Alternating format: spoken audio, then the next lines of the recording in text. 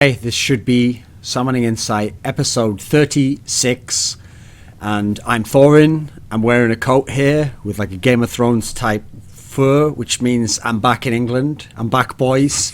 I already feel like now that I've left Korea, which is a very polite society, it's based on Confucian values like respect for your elders. I can feel like the toxic, the dark presence, you know. It's sort of like when Luke was on Dagobah in Empire Strikes Back, you know, like part of why he was there was if you went into that swamp area, that's an area where like the dark elements of the Force held sway, you know. So I feel like back in my room, maybe some of the old Thorin will seep back in here. We'll see as the episode goes on. Now, in light of that, okay, you might be thinking like, oh, prepare for like, you know, some barrages, some volleys from my side. But actually, you know, when your friends are going through troubling times and they've got difficulties in their life, you've got to, if you're a good friend, you've got to recognize that, and you've got to be delicate with them. You've got to care for them. And so I feel like this episode, I want everyone to be really gentle with Monte, because obviously he's been through a traumatic period this week. Someone who posed as a hairdresser has committed a terrible atrocity to him. They've quite frankly abused his trust, and he's feeling very vulnerable right now. And so we're all going to be here for him. Like we love you, Monte, and we await the day that you actually have a full head of hair again, and you haven't actually been entered into some sort of Borstal program against your will. You haven't. Thank you. You weren't actually secretly under some kind of contract to MYM or something, were you? No, I was not, unfortunately. They tried to coerce me, but I rejected them. Okay. But you forgot to put on your talk boy out of Home Alone 2 and record the conversation, so they were allowed to give you that haircut. Okay, I see. Funny story, I actually did have one of those talk boys growing up as a kid. I bet you did. I bet you like recorded your own conversations and made little stage plays with them or something, did you? That's how I practiced being a caster when I was young. Ah, okay. Right. It was integral. I can only imagine what those tapes must sound like. But we'll go on to our guest now, because, you know, whenever we present a guest, Monte, usually people think that I'm like a bit harsh. Like I just go in on them, I start like dissing them, etc. But actually, sometimes you don't have to. Sometimes the funniest jokes are when you just say things that are true. So the guest that we're bringing on now is someone that Monte, on a number of occasions, actually overtly suggested should probably be replaced by his friend Krepo, who he thought would be like a better strat calling element. And, you know, like he thought just the guy just wasn't that good mechanically, and like it was a downgrade from Yellow Star, and like Monte basically was trying to campaign for Krepo to take that job. Now listen, I consider myself, if nothing else, a fair, egalitarian sort of person who doesn't have emotions, therefore I'm not blinded by them. So I came to the defense of this guest. I said, no, Krepo, like, you know, you made that. If you're a strat caller, then you have to take responsibility for trading your whole base for the Baron that time for EG. I think Nyph's a good player. So Nyph used to be the support of SK Gaming for a long time. Now he's the support of Alliance. I mean Elementz. It was Alliance. Now it's Elementz. Which element are you again, Nyph? You're like he's water. He's going to fluidly. People, you know? He's going to fluidly dictate the course of this show. So actually, he's going to host now. Right, I see. Wait a minute. So who was fire? Which element was fire? Shook? Shook is fire. Because he's, you know, never know what he will do, and he always tries to kill people. Yeah, but the problem is, when are you guys? If you get the elements finally, if you get the elements out of balance, though, Shook, like you have to realize, Nyph, that like fire can evaporate water, but if there's too much water, it can also put fire out, and then wind can blow fire out. But then I don't know if wind actually does anything to water. Does it, Monte? Does wind do anything to water? How do the elements work? No, you can maybe move it a little bit if I don't have enough water. But so who was wind? Who was wind on the team? Froggen? Froggen, obviously. Like okay, well, obviously, you know, I don't think Froggen's a sort of dictatorial force that could have any kind of say over you and demand what you do in the game. So you're right. Wind definitely can't overpower water. And what was wicked? He's earth.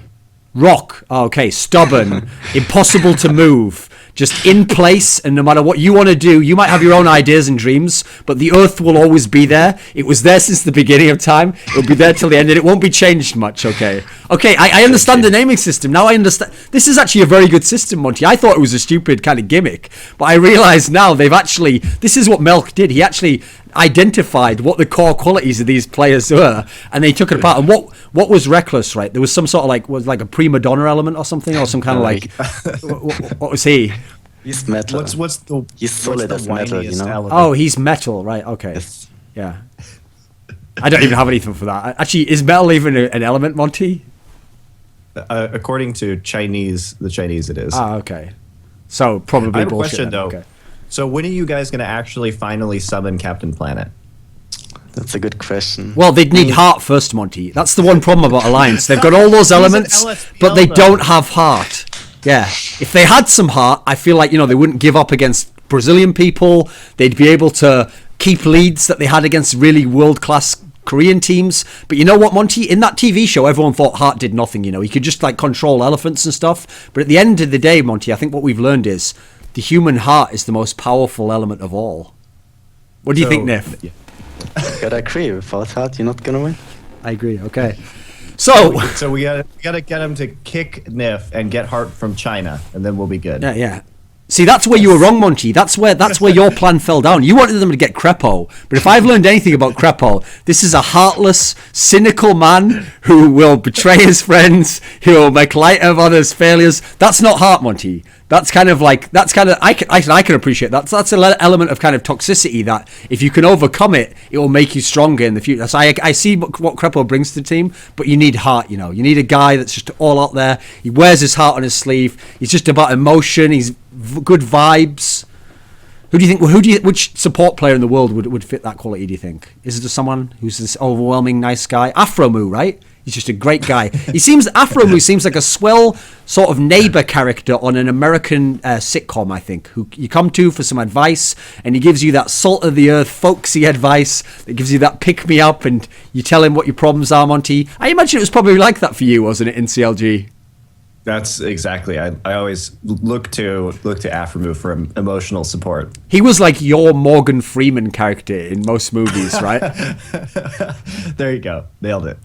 Almost got riskier there, not quite. Okay, so here's where we'll start, Nyph. I kind of joked around there, but I actually want to talk about this as a real serious topic, because people think, okay, that if we have someone on this show, then we're just going to be nice to them, or we never disagree with Monty, and Monty's like the god who sends down the 10 commandments, and Thorin just comes to the pleb people and he says, look, obey these commandments, you scum, you TSM heathens, otherwise I will cast you out from the promised land of summoning insight. But actually, I really disagreed with Monty's thing of maybe because basically at NIF it was like this: when Alliance had Worlds and we saw that you guys dominated EU, but then at Worlds, listen, you actually did quite well. People overblow the fact that you lost to Kaboom. There was some games you did well in, but you weren't a team that was going to win Worlds. That was obvious from the tournament, and there were obvious problems that had sort of been there a little bit in EU, but were magnified on the World stage. Okay, so sometimes giving up leads when you had them, or having to seem like sometimes you didn't have such good mid-game shot calling. So with these issues, when we talked on past episodes of the show, we were kind of figuring out okay, how could Alliance fix these? And an obvious way, a quick way to sometimes fix a team's problems is you just change a player. So in the past, when we discussed, okay, which player can you change? Now, there's a lot of different names we actually brought up. You could change Wicked for certain reasons, or you could change Shook, or you could change, obviously Tabzz is one, but one of the names people brought up was, what if they changed Nyph? And so one of the aspects as to why they might change Nyph is because people said, well, if you want a really good shot caller, well, first of all, a lot of the shot callers at the moment are support players. We look at the Yellow Star, other players like this, Mata. So Monty suggested, just out of the names that were available, maybe Krepo would be a fit to come in here. And I know that apparently when Krepo came on the episode of the show, it was actually, he said that he'd been talking to Alliance about this. Were you ever actually in trouble of maybe being removed or something, Nyph? What went on in that sense? Maybe. I think there were talks, and Rekkles played with him as well, but I actually never felt threatened, something. Because for me, I talked to Jacob about it, and he wanted me on the team. Okay. So I felt kind of safe, but it might have been an option if he would have impressed them a lot. Maybe then. Monty, in a different team. Without making this, so now we're just going to be super nice to Nyph. What kind of set that topic up for me in that sense? If you were gonna look at support players, what did you think? What does Nyph bring? What does Krepo bring? Give me an analysis there. Well, I think my perception was mostly based off of like the Worlds performance, because I was a little bit underwhelmed with some of Nyph's games at Worlds on an individual level and his mechanics. But at the time, like Krepo seemed to be improving, like initially before Worlds. I think he had a little bit of a slump at like the start of the summer season, but it generally improved after that. So I think that was I was just kind of looking at the trends at the time, but I think Nyph's been doing very well so far this season on an individual level, even though I still think Alliance has a lot of the same, or Elementz, excuse me, has a lot of the same troubles that they did previously in terms of like kind of an inability to make impactful plays early on in the game. Is that it? Well, I mean, I can say about this a lot. Okay, come on then. Come on then, Nyph. Talk first, me. Oh, okay. Well, I agree that we have pretty similar problems, which we have had since beginning of Alliance, basically, when we still have them. Even like, I don't think the change of Tabzz with Rekkles made much difference, but that has another thing to do. Okay, Nyph, in terms of that though, wait. Because like on the surface, that doesn't look like a very impactful change from the outside, but it could, for all we know, be a very impactful difference within the attitude and morale of the team. Do you think that it's had that effect? For that reason, I think it has a lot of impact, because I think I fit really well with him on bot lane. We get along really well. We have kind of similar playstyle, and we know what we want to do in the game. And he has kind of the same motivation as we. Like, he plays a lot. He wants to win. I think Tabzz wants to win too, but he's not lazy, but he needs his time as well. And I think Rekkles is a better fit for the team in general. When you said you played with Rekkles and like Rekkles, you know, maybe agreed with the decision, like we'll keep Nyph here. I heard this story from Krepo that Rekkles got really stressed out actually when he joined the Alliance, and like he initially started smoking, but then he gave it up. Did you like, once you saw him give up, did you like sneak into his room each night and then put like one of those like nicotine patches on, then take it off just before you got like before you'd wake up? Then you guys would play the first game of the day, and he'd be feeling like, hey, I'm feeling pretty good. You know what? I'm kicking it pretty well. Then towards the day it would go on. Then Krepo would come in and he'd be irritable. He'd be like, what's this guy doing? I'm not getting what I need here from the support player. Did you have some sort of devious plan, Nyph, to stay in the team? No, as I said already, I didn't even know what was happening, because for me it was like clear that I will stay in the team. We kind of interrupted you before when you were kind of giving your thoughts, like you said, Alliance knew there was some sort of shot calling issues or something about a certain portion of the game. What's it like in terms of inside of Elementz? Like how do you guys see this issue now? Like what is the solution? What still remains that's a problem, do you think? Yeah, it's still a problem. I mean, it has kind of changed over the time. So I guess it started at the beginning. At the beginning, like we just played like a solo queue team, basically. Then like everyone made shots like 20%, and then whoever was kind of the loudest came through, basically. So you never got involved at all, then, yeah? Sometimes I can be loud when I want to. Okay. And yeah, so we just had that playstyle for a very long time, and then Leviathon joined eventually, and then we tried to make shot calls more specific. So we had me kind of calling early game rotations, lane swaps, and so on. And then eventually Froggen will take over for the team fights. And we had to done for Worlds, but we ran into some issues as well. And everything was actually really going really well until like a bit of the bootcamp. Then I don't know what happened, but everything fell kind of apart. And we lost confidence a bit. And then you could see that Worlds, we had like games where we were really good, and then we had games where we just played really awful. And I think that really reflected how we scrimmed at Korea. Was it actually the script? Was it like it's sounding from this like it was actually like things within the team? Were the scrims themselves kind of discouraging? Did things not go well, or was it not the same way you thought it would be from when you were in Europe? What do you mean with that? Like, did the scrims just go badly? Did you get fucking pub stomped by a Samsung White so hard that you were like, oh god, I can't play this game? Like, you know, what do you mean in that sense? What was the problem before the games actually began, the official games? I don't think we ever get pub stomped. We even beat them like sometimes. What you mean you didn't play against TSM? No, but I think scripts, as I said, like some games were good when people were focused, but then when people were unfocused and made mistakes all over again and repeat them, then we easily lost all the games. Now, Monte, it's hard to explain, and I think you could see it at Worlds, and then like, we can touch this later as well, like afterwards. So right now for the next season, we are trying to make me call more right now. Okay. I think it's really hard to transition because everyone's really quiet lately, and I think there's a lot of work to do still. Now, Monte, I believe we have our new coach as well, but we can touch on this topic later. I'll keep that in mind for this next question. But Monte, I believe you have a little bit of experience of teams going to Korea, having boot camps that disastrously fall apart, potentially destroying everything the team feels like they work for, their hopes and dreams, and never quite figuring out what went wrong. So give us some insight on this. What do you think on this topic, Monte? I think the Korean, for CLG, I don't think it had anything to do with like what happened in Korea. I think it was just set up for failure before that even occurred, just due to the general morale in the team. But I mean, if you look at Worlds, you can see from all the different teams there that I think some of them had different experiences in the boot camp and how it affected their thoughts going into the tournament compared to their regions, you know. Well, I think it can be a little bit discouraging just because you do tend to lose many more games, generally speaking, than you would in other circumstances, such as just staying at home. So I think that if you're a team that is prone to having some tilt issues or very emotional, that the constant losing can kind of beat you down. But it's also beneficial because you just learn more from that experience.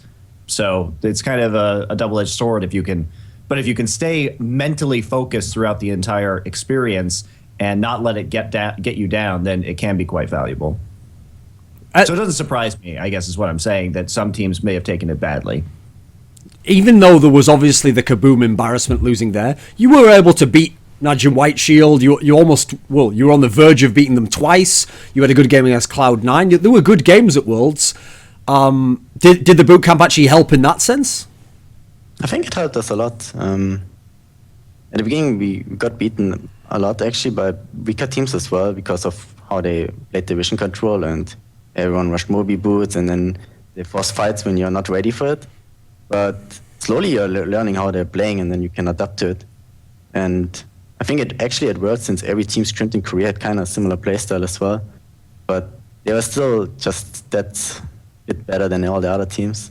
I gotta say as well, like for our team, I actually think we could have went much farther, but then we had like those 3 games where we were just really tilting really hard. Like I think the first game against Cloud9, we had really horrible picks, which we eventually changed in for the other games, and we played more aggressive with like Aurelia and Lee Sin, which went really well. But the one NaJin game was kind of my fault because I get caught a lot, and I was annoyed by my team, so I played really bad that game. And the last game, I think all of us just played really horrible. And I don't know, we had really bad picks. We picked Kyle again with Twitch. And I think we should have just went for like a more aggressive style, like Lucian, and then something top lane, whatever can play. Maybe like Aurelia. Yeah, but I think it was fun. They banned it. Yeah, that was the miracle of Kaboom, was that somebody managed to finally fucking ban Aurelia against you guys, which I didn't understand. I mean, it seems I don't know how we got it 4 times. Ban Aurelia. It was rather silly, I think, going into that tournament. But yeah, the Fizz anti-center, like the Kale Fizz Twitch combo, that's just a terrible team composition. I mean, I don't know what to say about that. So I have to ask though, like, what was your like? Because from the outside, it just seems like you guys didn't even plan for that match. I mean, did you? Like, what was the preparation like? I don't know. I think we were really down after the games before, and we took it too easy. I kind of wanted to play Trash, so we just picked Trash early. And then we picked Twitch Kale because we thought it's like a good combo. But then we had like Wicked on Kale, which is not a great Kale player, to be honest. And then we just died a lot early as well, so it made the game really hard. And I think that gave Kaboom the confidence to beat us as well. When you were referencing before, like changing coaching staff, etc., in terms of your old coach, Leviathon, I actually talked to him a little bit when he was your coach, and he actually told me some things that were quite surprising. Actually, like I know initially he was a remote coach. He was like Monte. He wasn't living in the house. He came for playoffs at Gamescom, I think. And also he actually told me that his philosophy was that he didn't really watch OGN. Like he wasn't a guy who just watched Korea and looked like, what are the power picks, and then I'll take that over here and try and. His approach was more like he just looked at League as a game, okay, and he just tried to figure out himself what he thought were the best things to do and the best things that could be done in Alliance, right? Can you give us some sense of like what was he like as a coach? And in terms of like the shot calling issues, was he actually a coach who was like directly involved with that? Did he leave that up to you guys to decide? He tried to help. I think in the end he let us to decide who wanted to cut shot call. I think his philosophy was, I said he always tried to, do it by his own. He watched our games a lot. And he always had, I think he has a good understanding of how to play the game as well at that time. And then he tried to show us with like clips how, like at certain points of the game, what we did and what we should have done, and try to improve our movement on the map and those kind of things. And he also helped us to get over our conflicts in the team, because we had like 5 players from different teams and everyone is still like slightly a different play style. And it helped us to get on the same page and play the same play style. And I think that was like the main change from spring to summer, that we could get him, and it could help us a lot with our problems, because we as a team, we argue a lot when we have problems. When there's something and then it's like, oh, you should have built this. No, I think that item is good. And it keeps going on. Okay, it's never ending, especially if we lose one game. That's actually really horrible. So it helped us a lot to keep down and then solve all those problems, and we actually focused on the game instead of just arguing. No, listen, when you said that, I could kind of visualize what was going on there. You know, like sometimes if you lose a game, people would start arguing like, why did you build that? It's like, well, I thought that if I build it and if I get to the late game, then I didn't need a magic resist. Like I go score. Probably whoever it might be, you know, might be a different accent than that. Might be some. Listen, who can know? That was just an example. I don't know where that came from. So Monte, I have a serious question though. When I described there about Leviathan, you notice I didn't say it in like a condescending manner, like, oh, he doesn't watch OGN and he doesn't even know about the power pick and all that. Actually, in general, what is your thought on this? Because it's a different coaching style, but there's validity to it, right? There's validity to the fact that League as a game is about like the synergy of certain champions and what champions your team can play, not just what champions Samsung White can play and what they can, you know. What do you think is the general concept to it? Like, do you think a coach has to or should watch OGN? Can they do without? What do you think? I think that I don't really know. I can see the theoretical arguments for trying to come up with strategies in a black box where you're unaffected or uninfluenced by champion picks that are going on halfway around the world that don't directly affect you in your own domestic league.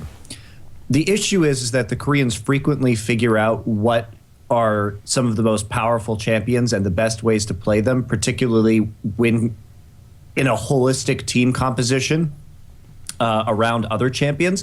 And like it or not, even if you as a coach don't watch Korea, the other coaches and the other players will be. And so if there's a pick that comes up in Korea and you have no knowledge of it, but it seems to be very powerful, someone else will pick it up and introduce it into your league, irrespective of whether you've watched the league or not. So you kind of have to watch it just to be prepared at the very least for what other people are going to do, is my opinion, and trying to stay up on predicting what other teams are going to run and new champion picks or new strategies debuting within your own region. So I think that outweighs the, I suppose, benefit of not being tainted. I mean, whatever that means. It just seems that's an unrealistic way to operate. Even if you don't want to operate in terms of watching or having Korea affect your own team, it will affect other teams. So it seems, in my perspective, that you would have to watch it no matter what, just to understand really the highest level of strategy that's going on.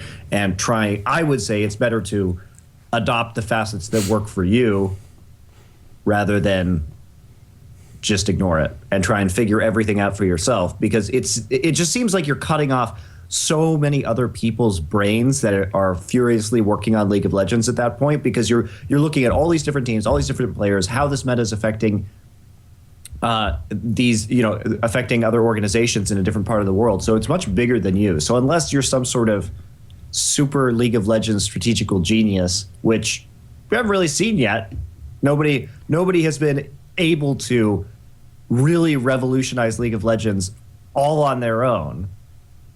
See, when Monte described it like that, I actually got a bit worried. I felt like when Monte was the CLG coach, like the way he was talking about like accessing other people's brains, like he probably had some sort of restraining order against him, so he couldn't like break into Koma's house and attempt to eat his brains during the night. Like if I kill him, will I become him? Is that how you felt like, Monte? You wanted to get that notebook? I actually don't want to become Koma right now because I think his pick ban phase is pretty bad at the moment. So okay, shots fired at the best coach of all time and most successful. Okay. Fair enough. Okay, but here's the thing, Monte. The reason why I bill it like that is because I now have a topic. Why are you saying Koma? What about from Samsung White? Yeah, he was great at having plastic surgery on his nose and being rubbish at top lane. Okay, but enough about that.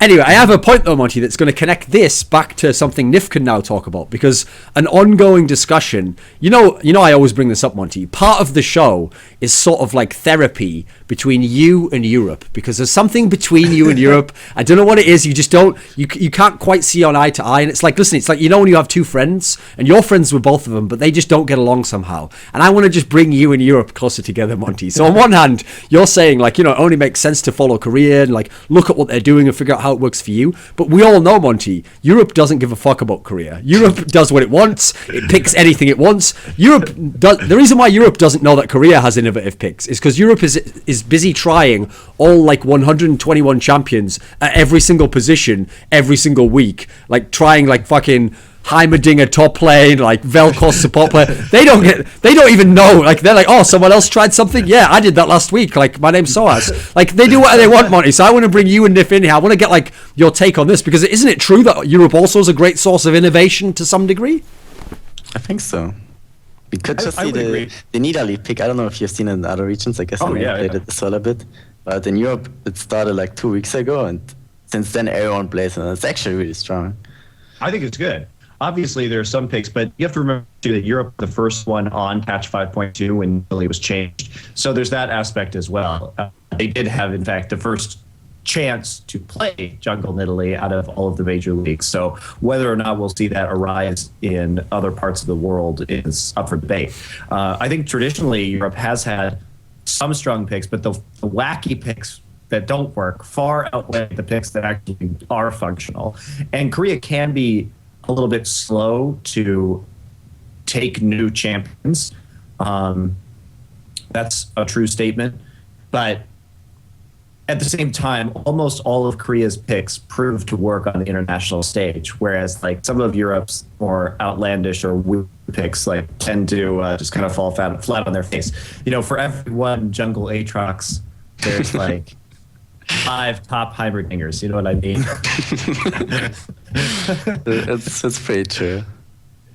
Nyph, what is your take in general? Because I say it almost jokingly there, but it's kind of true. Like I know there's some famous old school European players who don't really care about Korea. They kind of think like, well, I'm a good player. Like I play what I want to play, and if I play it to my best level, maybe it's as good as whatever the Korean guy plays. What do you think the general European approach to League is in this sense, in terms of the meta and what champions are viable? I think we have a lot of solo queue players in Europe. And because of that, we have a lot of special picks that come up every now and then. And like you have to look at the ladder right now. We have a lot of people that have more than 250 games already, and that in like less than 1 month or something. And it's so crazy, actually. I think about it. I have maybe 100 in ice cream every day as well.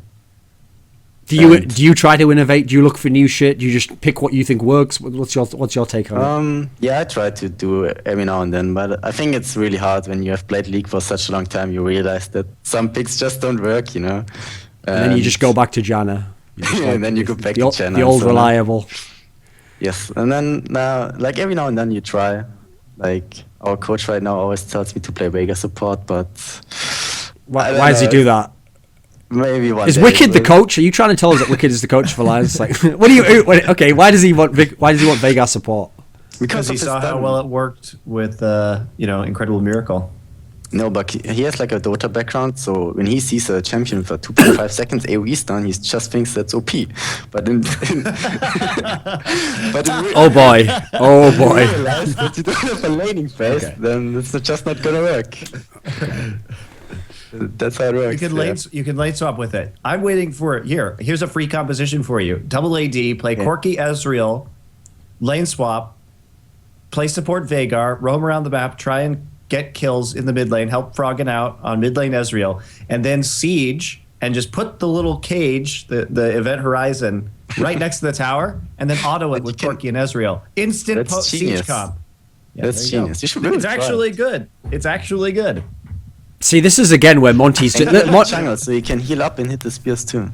Yeah, see? Monte's kind of an idealistic dreamer, you have to realize. And if I know when he's throwing those big terms around there, like you roam around, like you just leave the ADs to do that sort of thing. He's living in one of these dream worlds where like you can be a Mata or a Yellow Star. He doesn't know what it's like to be like a bodyguard of an AD carrier, where your job is to just stand next to him, heal him. The only time you're allowed to leave the lane is when Froggen just tells you like, come and like throw a lantern, like I'm in trouble in this part of the jungle, like save me with mechanics. Like, okay, that's when you're allowed to leave, you know. Like it's if you play support and you're Nyph, Monte, it's sort of like, you know, one of those first-person shooters, but it's an arcade game and you're on the rails and all you do is fire, you know, but you move along a set track. It's not like an FPS game where you can just move everywhere in the terrain and choose, you know, like it's a different adventure, Monte. You're imagining a more open world, like Zelda or something.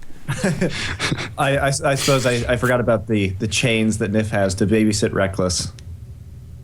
You gotta watch over that, guys. You guys got to watch over his shoulder. I know you have to keep your eyes on him at all times. Otherwise, he starts like Ask FMing that things aren't going well in the Elementz house and shit like that. Keep him on lockdown. Oh my god. Nyph, what really went on when that happened? Because here's the funny thing to me, Nyph. I don't mind Rekkles saying that. Okay, listen, if you want, it's probably not good PR, but listen, if he actually thinks that, that's fine. But here's the part I didn't get though, Nyph, is that part of the reason why people thought it was justified to remove Tabzz is they were like, he was just a whiner, he was always saying stuff publicly, and then Rekkles joins, and like the first thing he does is like, things just aren't going well. I expected more. Like, what was the atmosphere like when that went down? I felt a bit sad, but I don't think it had too much influence in the team. It was more that that Jacob was really annoyed about it. But I think people overreacted to the tweet as well. Yeah, sure. Because we just moved this year to Berlin, like in January, and he expects everything to be done, like the internet in the house and everything, but like that's just not how things work when you move to a new country, and especially in Germany where people are really slow with some things. Like internet takes here forever. I think everyone who lives here can tell you that. And also other things that just have to be, correct. And you have to fill out everything specifically, the housing as well. That they don't want to give the house to non-Germans because and we also have a really weird job, like for German traditions, that's not something you're really familiar with when you tell them that you're playing computer games 24/7. So, yeah, but eventually we figured everything out. And actually right now everything comes together. We have internet now in the house. We have our office set up. And I think it's going good. And I think at that point, like, when was it, 1 week ago? Like, he has been here the longest because he came to Berlin first. And he was just annoyed that things haven't happened yet. And he just expected that everything was done within, like, when he's here. But that's just not how the reality is. Now, Monte, I've kind of alluded to this on past episodes of the show. I know your philosophy as a man and as a coach is sort of like you want to keep all bitterness, resentment, kind of disappointment, like keep that shit suppressed. Put that in the trapdoor, put a lock on that, don't ever go down there. It's like when you've been to war, Monte. World War II, listen, you've seen some horrific shit, but you don't tell people about those things. You don't tell your wife and family about that. You live in an apple pie American dream now with the sun shining. You don't lie about on therapists' couches with some quack picking around in your brain, crying about what happened and your dad not giving you a hug, right, Monte? That's your philosophy on life, right? What? It is not at all. But as a team, though, what do you think of this sort of problem? I mean, I don't really know the specifics of why they didn't have internet or the house or everything set up. Yes, these things do take time. I understand that, but I mean, it seems like it would be annoying to deal with as a player because you don't have the ideal practice conditions right as the season's starting, which is lame. But sometimes there's nothing you can do about that, and you just have to get over that shit. But whose fault it is, don't know, don't really care. Probably shouldn't put it on Ask FM. I feel like the big problem with it as well was actually not to do with what Rekkles said, but it's that the vibe that people got because it was so vague. Well, no, I'll let me. If he just said that, if he had just said exactly what Nyph said, I don't even know if that was the problem. Nyph could be, just not even understanding what the problem is right now. Well, let me give you kind of like a. So I'm used to that, Like I didn't expect anything, so I came in this season. I was sure that we're not gonna have internet in the house instantly, and. So Milk and is just actually low. we have you have after working with Milk, you just have no expectations anymore. The bar has been lowered to such a degree that you're just like, no internet. Well, okay, this is cool. I'm used to this. All right, I see how. I've got a blanket still. Is. Well, it's something. Some crackers in the fridge. Okay, no, but I think of it like this, Monte. In football, okay, much worse than American sports. In American sports, it's actually, people don't get that salty in general when people move from franchise to franchise. If it was a great player, they're like, okay, maybe you need to move on for your career, whatever. But in football, particularly in Europe, if you play for like Bayern Munich and then you move to like, what's the main rival of Bayern Munich, Nyph? Schalke? If you move to like another big top, if you even move to Borussia Dortmund, if you were like a star player for Bayern Munich and you moved to Borussia Dortmund, all the Bayern Munich fans will now hate you, and they will be like, "Oh, you fucking left our team!" Like, and you've gone to like a big rival of ours. So I actually get the feeling people had this problem going with Rekkles, right? So they felt like he was in FNATIC, one of the most popular teams ever. He's in one of the best teams. So when he left that team and he went to Alliance, who was their rival, it was the other good team. I think when these comments came out, some fans at least probably felt like, kind of like a bit annoyed, like, oh, you left because you wanted a better scenario and you wanted to go to like the dream team for you or whatever, and now you're complaining about that. I think they felt like he was like a bit of an ingrate, Monte, in this sense. I think that's like a context that maybe he didn't even think about, but I feel like that's what the public vibe was from it, because people, when they saw how long the rumors were that Rekkles is going to join Alliance, it was kind of billed as though like, oh, whatever problems Rekkles thought he had in FNATIC, these are all going to be fixed in Alliance. Like, Alliance is the team for him and he's going to fit in there well. What do you think of any of this stuff, Monte and Nyph? You want to say first? Yeah, go for it. Go for it. I think it's pretty true what you say about the comparison with football, because we are the big two teams last season, and then you change from that one to that. I think, but what a lot of people forget is that in esports it's quite different, because it's more like you're closer to the player than to the teams, and I think FNATIC also, they just most of the squad didn't want to play anymore for them. So, and he was looking for alternatives as well. And we felt like he would be a good fit. So it kind of all made sense for us. And I think the bad problem was that there were rumors too early. So everyone was had the wrong impression about why he wants to change the team. But mainly because he feels that the new team would be a good fit, but also because the old team won't be the same anymore. Yeah, I mean, I actually understand it, because here's the thing, Monte. I actually respect in Rekkles, like from what I'd heard and seen in interviews, it sounds like he is a guy who plays a lot and he really wants to get. But it reminds me of Froggen in that sense. He wants to be the best. He wants to do whatever he can to improve, and as a result, he wants a team that can help him win, etc. So he's a guy where he just wants to play for the best team he can play for. So actually, I heard secretly behind the scenes, before he was going to join Alliance, he reached out to TSM. He said, "I want to be in the best Western team. Like, can I come and play with you guys?" And they were like, sorry, we've already got all the foreigners in our team. So then he contacted Samsung Galaxy, and they were like, listen, we will sign you right now for $15 a month, like 20 if you need it, BD. And he was like, yeah, okay, I don't really know about that. And then someone from EDG was like, listen, you can come and play for us. Like, we'd love to have you on our amateur, LPSL qualifier team, and you can play every single game there. And he was like, I kind of want to play first team League of Legends. And so then eventually he joined Alliance, because he knew that was his boyhood dream, actually, to join Alliance. All that other stuff before, that was just circumstance. So obviously, no, that's true, by the way, for anyone who actually thinks that I have inside info and would say it like that. But, Nyph, I have a question a lot about Rekkles then. Sure, go on. Didn't you play with Rekkles back when he was trialing for SK when Candy Panda left? Yeah, we did. So you played with him a little bit then. Did you already kind of know him during his period in FNATIC? Did you always wonder, will we play together again? Was it ever hinted at, maybe you could do this? Actually, I was really sad when he left SK because he was too young. Because I felt he was really like a really good player back then, and he fit really well with me. But afterwards, it's just our ways way apart, and I never really thought about it. And besides, like this season, because I always had someone else. But I really enjoy playing with him again. Did Tabzz style of play, not Tabzz as a player, like is he a good player, did Tabzz style of play fit with Nyph's style of play? Because if I think of Nyph's style of play, it's not that people use the word passive like a negative thing. It's more like a bit passive, but a defensive mind, okay, to the style of play. That's why Candy Panda was like you had a pretty good synergy with him for all those years. It seemed like it figured out there. But I got the sense from Tabzz and his own complaints that maybe he wanted like an aggressive support. Maybe he wanted like Yellow Star was his support, you know. Did you two actually fit together? Like, I mean, it worked sometimes, right? Yeah. Like, I don't know. This was quite hard because we can play together, but I think we still had our problems together, and we didn't get along that well. Even though like we can like play together, and like I don't mind too much, you know, because it's just a team and it was like a job.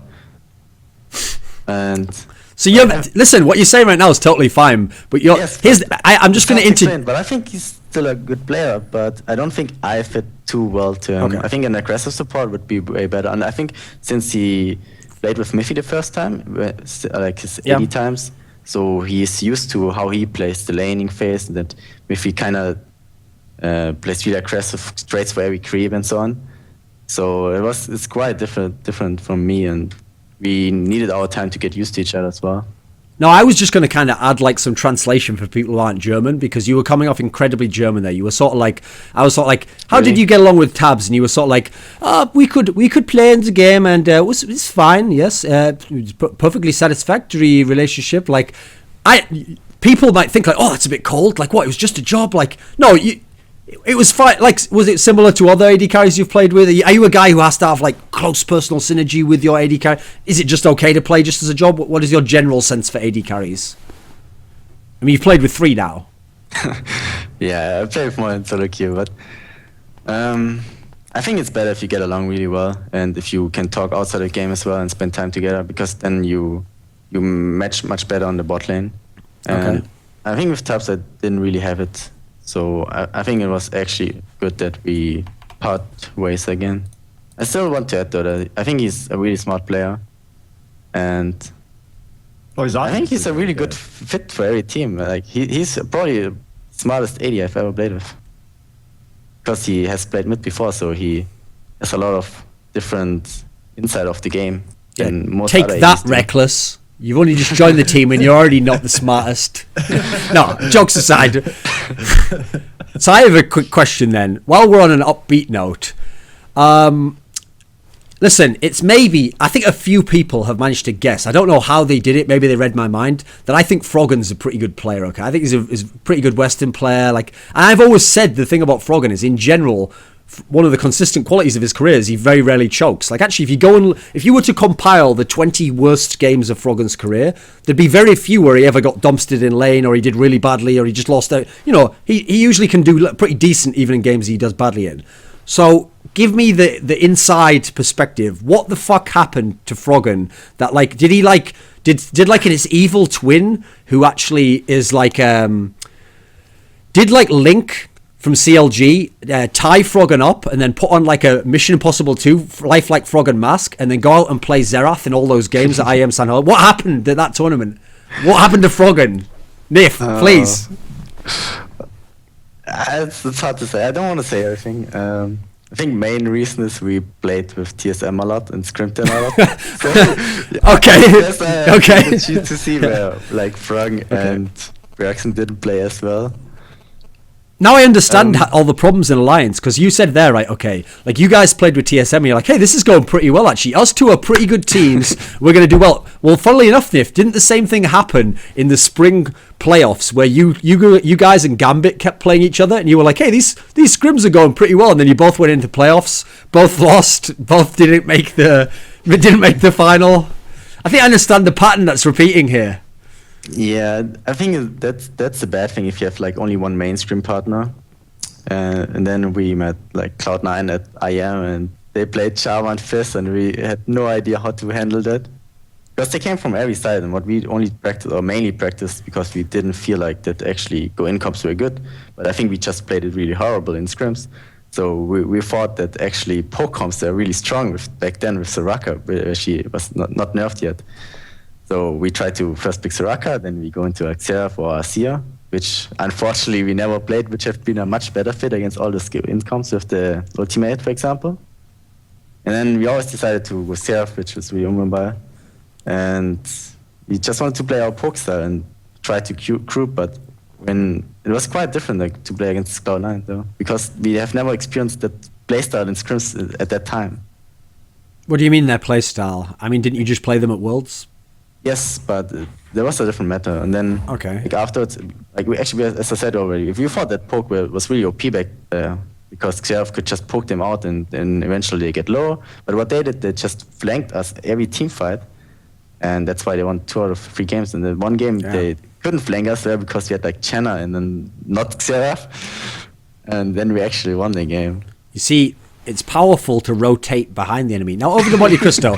Monty, you weren't a fan of that Soraka pick, I believe. Way back at Worlds? No, you weren't a fan of Nyph playing Soraka, I believe. Oh no, I mean I don't really find it a very good pick. I think it's a crutch to get through laning phase and then just doesn't do a whole lot after that. So what would a better pick be in that place? I mean, nearly any power support that actually has more peeling presence, like anything that can peel. Thresh, Janna, Nami, whatever, really. Nyph, in your career, you've played all these years, and I would have described you as a similar type of player as I talk about, like Dyrus, Kevin, like players who, yeah, you have famous champions that you play, but in general, in each meta, you find something you can play, and it's not like you're ever just a meta where you're just terrible, okay? So how is it that every now and then, Nyph seems like he gets forced onto champions Nyph doesn't know how to play, like Zilean or Soraka, or like how does do people does the coach tell Nyph what he has to play? Does the team suggest what he has to play? Do you get to pick? What's your role in that sense in terms of what Nyph plays? That's a mix of everything. I mean, you have to play meta champions obviously, so eventually you have to learn them. I think the best example for me is like Alistair. I think I have to refuse to play him for 4 years straight up because I just couldn't understand his mechanics. And then at Worlds, I actually got to play him. You know, I didn't play that great that game. But I think he was really strong at the time, so I had to play him. So you were saving it for 4 years. You were like, right, well, I'm at the World Championship now. My whole career's riding on this. Let's bring out the Alistair. It's probably go well. No, but it really depends on the meta, and then you have to play what is good. But obviously, you should play what you are good as well. So we have to find a balance.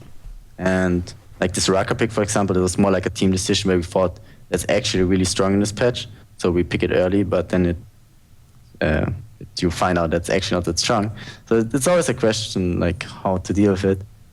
I still prefer probably like champions like Janna, Nami, Sona, but I can play those other champions too. It's just a question of how much time you put into actually making them playable. Like you have to play all champions on a certain level at least. I actually don't think my Cillian at Worlds was that bad, even though I got a lot of critic for my item build. It was bad. Okay. See, everyone's a critic, you know. Okay. I saw you miss the ults. I saw it. Okay. But I think it was fine. I guess I could play it better. It's just a pick that's like such a pick as well, where, you know, which you can have flags for mid and support. But in the end, I always end up with the flags pick because our other laners don't want to pick it. Then, you know. That's just the role of the support, where you just have to take the bullet for the team. Poor Nyph. Yes, Okay. it's the same with the Alistair. Like Alistair was so OP at worst, then we pick it, and then okay, you play it, sure. We don't play top. I actually hated it. It was better top at the time. Yeah, I think so too. I think Cillian mid was better too. But in mid? Yeah, unless you get hard countered by certain matchups. But that's how it is. Last split in Europe, you guys did awesome. You had almost like a dream split, you know. No team beat you more than one time in the whole regular split, and then even in the playoffs you were winning 3-1, 3-1. You won the whole league. You beat FNATIC, who had never been beaten in a final of LCS. So everything went really great. This season, it seems like the competition level's way, way higher. So let me go to Monte here on this first. If Monte had to guess right now, would he actually pick that Elementz will win this LCS split? Are they the favorites now? No, I think SK is definitely the favorites right now. I mean, let's think it, like when we talk about SK, because I want to bridge this into a discussion about their last game, actually, between SK and Elementz, which happened this past week. Because it's a very good game. It is a good game, and I know you're probably not so enthusiastic about that because you guys did have a little moment of perhaps overextension into the enemy jungle, which just slightly. But beyond that, you guys played pretty well. There are a couple of things like to start off that I want to talk about this game. So I've been talking to Deficio a lot. Well, not a lot, but some, I will say, about SK's lane swap because he's super interested in the way that they play the lane swap right now. And Deficio was, we were talking a bit today about your game versus SK. And one of the ways to disrupt their current lane swap is to stop Freddy from taking a camp right at level 1 and then teleporting right back into lane. So in that game, you actually had a ward on Raptors, and you could see Freddy doing the Raptors, but you personally, Nyph, didn't go over and try and harass him at all at the Raptors. And considering that he nearly died from the Raptors right there, like what was happening in the early game? Because it seems to me that you could have stopped him very easily from doing that. Actually, I don't remember that point in the game. I really don't remember it. We wanted to, try to what up. Where is your coach, man? Your coach should be already shoving this film in your face. Who is this guy? He's too busy. Dota. He's too busy thinking about Veigar support and not thinking about why are you not harassing. You go back and watch this. Free coaching. I will go back and watch it. Yeah, I don't know. I think that's true because once he gets level 2, then it's really hard to stop him from with the dual lane, especially if you have Leona, which is really weak early game. I think there's also some other things that they always have like a good 1v2 top laner, and then he always tries to get the camp, obviously. And wait, what do I want to say? So, well, yeah, like in the SK game, for example, I think we had 2 really bad lanes, and if we lane swap or if we don't lane swap, we would lose anyways. So we had already, just by default, a really bad start in my eyes because we could never fight in bot lane because the China always denies my engage, and then when we swap, they do their level, they swap tactic. So I think it was just by start already a really bad game for us. Why? Are you okay? So even after that lane swap, which didn't go so great, you guys actually did manage to pull off a lead right there. Like Shook got things rolling, and typically when Shook gets things rolling for you guys, because that seems to be like how you guys win. Is it like does Shook do something or not? Seems to be like the biggest single factor. If you have to like pick one thing about why Alliance wins, it's like does Shook do something in the early game? Yes, no. Because yes and no, like that changes your probability of winning like significantly. Actually, I've noticed. But so he did do stuff in the early game, but you still lost. So what was the kind of turning point in this game? What happened? Obviously, what you said already was the turning point where we fight in the red jungle, where we missed 2 ultimates. I tried to catch Leona, the China with my ultimate, but I missed. And then Shook, I don't know if he didn't see it or not. Like he said he didn't see it. I don't know if he just can't see it. He went in as well, and then we overextend so much that they can just collapse. We have ultimates down, and they get 4 kills, get Nasher, and at that point anymore, for us it's really hard to still fight because we don't have something which can just go on their backline. We have a Leona, which is quite easy to dodgeable late game because it's really hard to hit the stun in my eyes. And you have a Rengar, but if the Rengar jumps in alone, he's always going to die.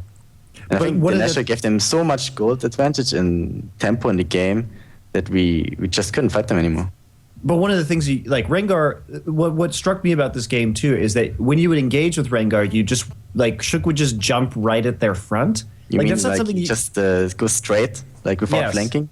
Yes. Yeah, but that's not something you can do with a late game Rengar and have it be effective. You just die when that happens if you're playing Rengar. So like what was because for me, you guys could have been trying to get flanks right here, especially because they had this Azir that was actually quite vulnerable. And if you had forced Azir to use his ultimate in like just to deal with Rengar, you would have actually probably had a better time winning that game. Because even after what you're saying, the mistake that you made, I don't think that game was out of reach. I think that if you had had the proper flanking, that you actually still could have won. Yeah, maybe I agree with you, but I think as a team right now, we are kind of bad at flanking. We tend to just fight straight up, and I think that's a really bad thing. That's funny to me because I think you guys are actually pretty good at team fighting. Yes, in general. I agree, but I think flanking is like the one thing where we are actually horrible at, and I don't know why. I think no one wants to go alone, you know. So we all stick together, and no one wants to split from the team, so you cannot get caught. But I think doing it sometimes it's actually really good. Okay, let me. That's great. You know, it's nice to have those strengths. Let me give you a tip. Don't play Rengar then. Don't try and flank if you can't flank. I actually think his Rengar's really good, but I don't know. It was I think good early, but just... there's a big difference though between playing Rengar early and playing Rengar late, right? It's like entirely different. Entirely different.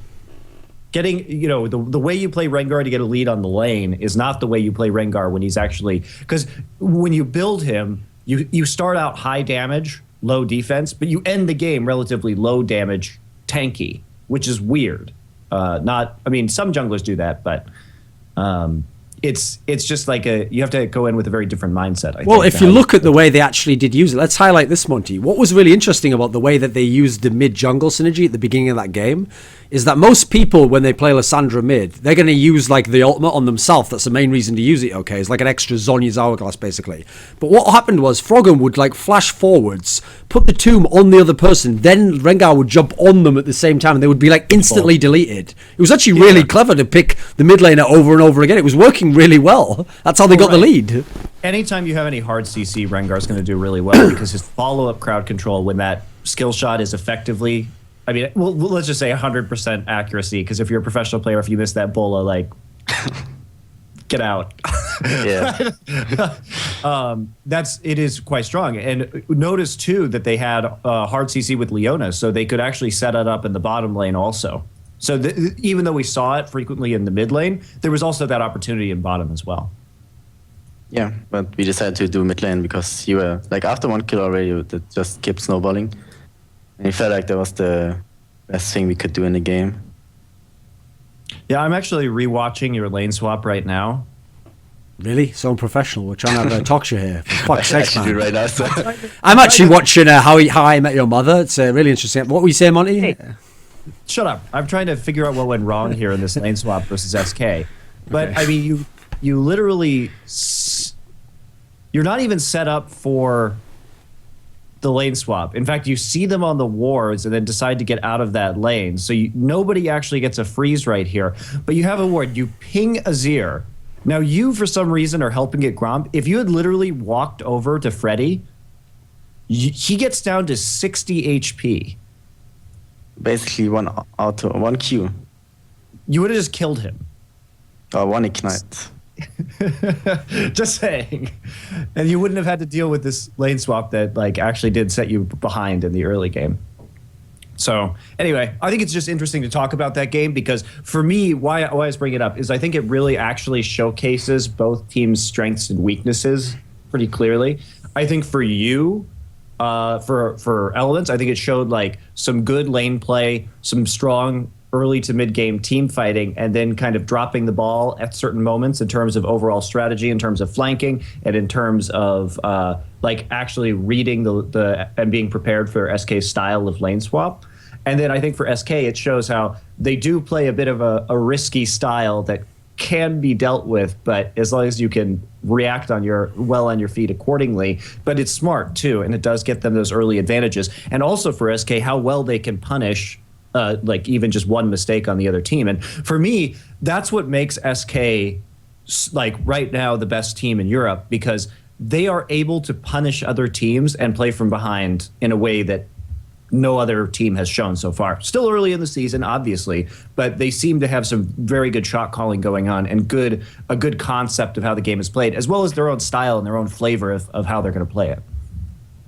That's interesting, though, Monty, that you said that, like you informed us that actually you'd been watching the game there, you were trying to figure out what went wrong. Because look, like right now, in fact, people often say that sometimes when you're on the show, you have kind of like a pained expression. So I think what's going on, I want to let people know what's going on behind the scenes, okay? Sometimes when I'm talking, and it's not, I'm just talking filler, Monty just like loads up that Dignitas versus CLG playoff series, and he tries to watch and figure out what went wrong. Like, if he could go back in time, if he had like 3 wishes, 9 lives, what would he go back and do differently? Anyway, I've got a question about this game though, Monty. So in that particular game, in the team fights themselves, that was the thing. SK were also getting the better of some of the team fights. Now, it's unfortunate that Nyph's on this show, because I'm now going to give what is like a repeated criticism that I've given of Rekkles in the past, that I think I actually saw in this game, and I want to get Monty's take and Nyph's take as well, okay? I've always said one of the problems with Rekkles is he can have an amazing scoreline in the game, but sometimes not have that much actual impact on whether his team wins or loses the game. So in the game, Monty... we call that the shifter problem. Rekkles' scoreline was this, Monty. It was 5... I can't remember entirely, but it was like 5-0-3. Do you know what he ended the game at, Monty? I can check real quick. I have the 5-1-3.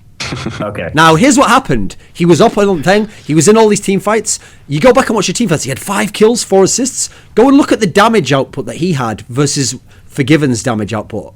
And what you'll find out is, basically, Rekkles, it's almost like he was playing solo queue and he wanted the stats. He would just use the Graves ultimate to go in. He would go in, just like snipe a kill, and then get the fuck out again. And then in the big team fights, the reason he didn't die is he would just wait on the outskirts of the team fight, and then as soon as the team fight started to get turned and lose, he would just get the fuck out of there. So like Froggen was in there being focused by 3 people. Shook was who the fuck knows what Shook does? He's just like a sacrificial lamb. Like Nyph is like, well, it's a team fight. It's my job to die as usual. Like get away, save yourself, Rekkles. Live for both of us now. Like, and Rekkles was like, well, it was nice knowing you guys. I think I believe I exit stage left here, and then he would just leave. Well, like, it just makes sense. He's so young. He has so much more of life to live. You know? Okay. Just everybody else. Women and children first. Into the lifeboats. Okay.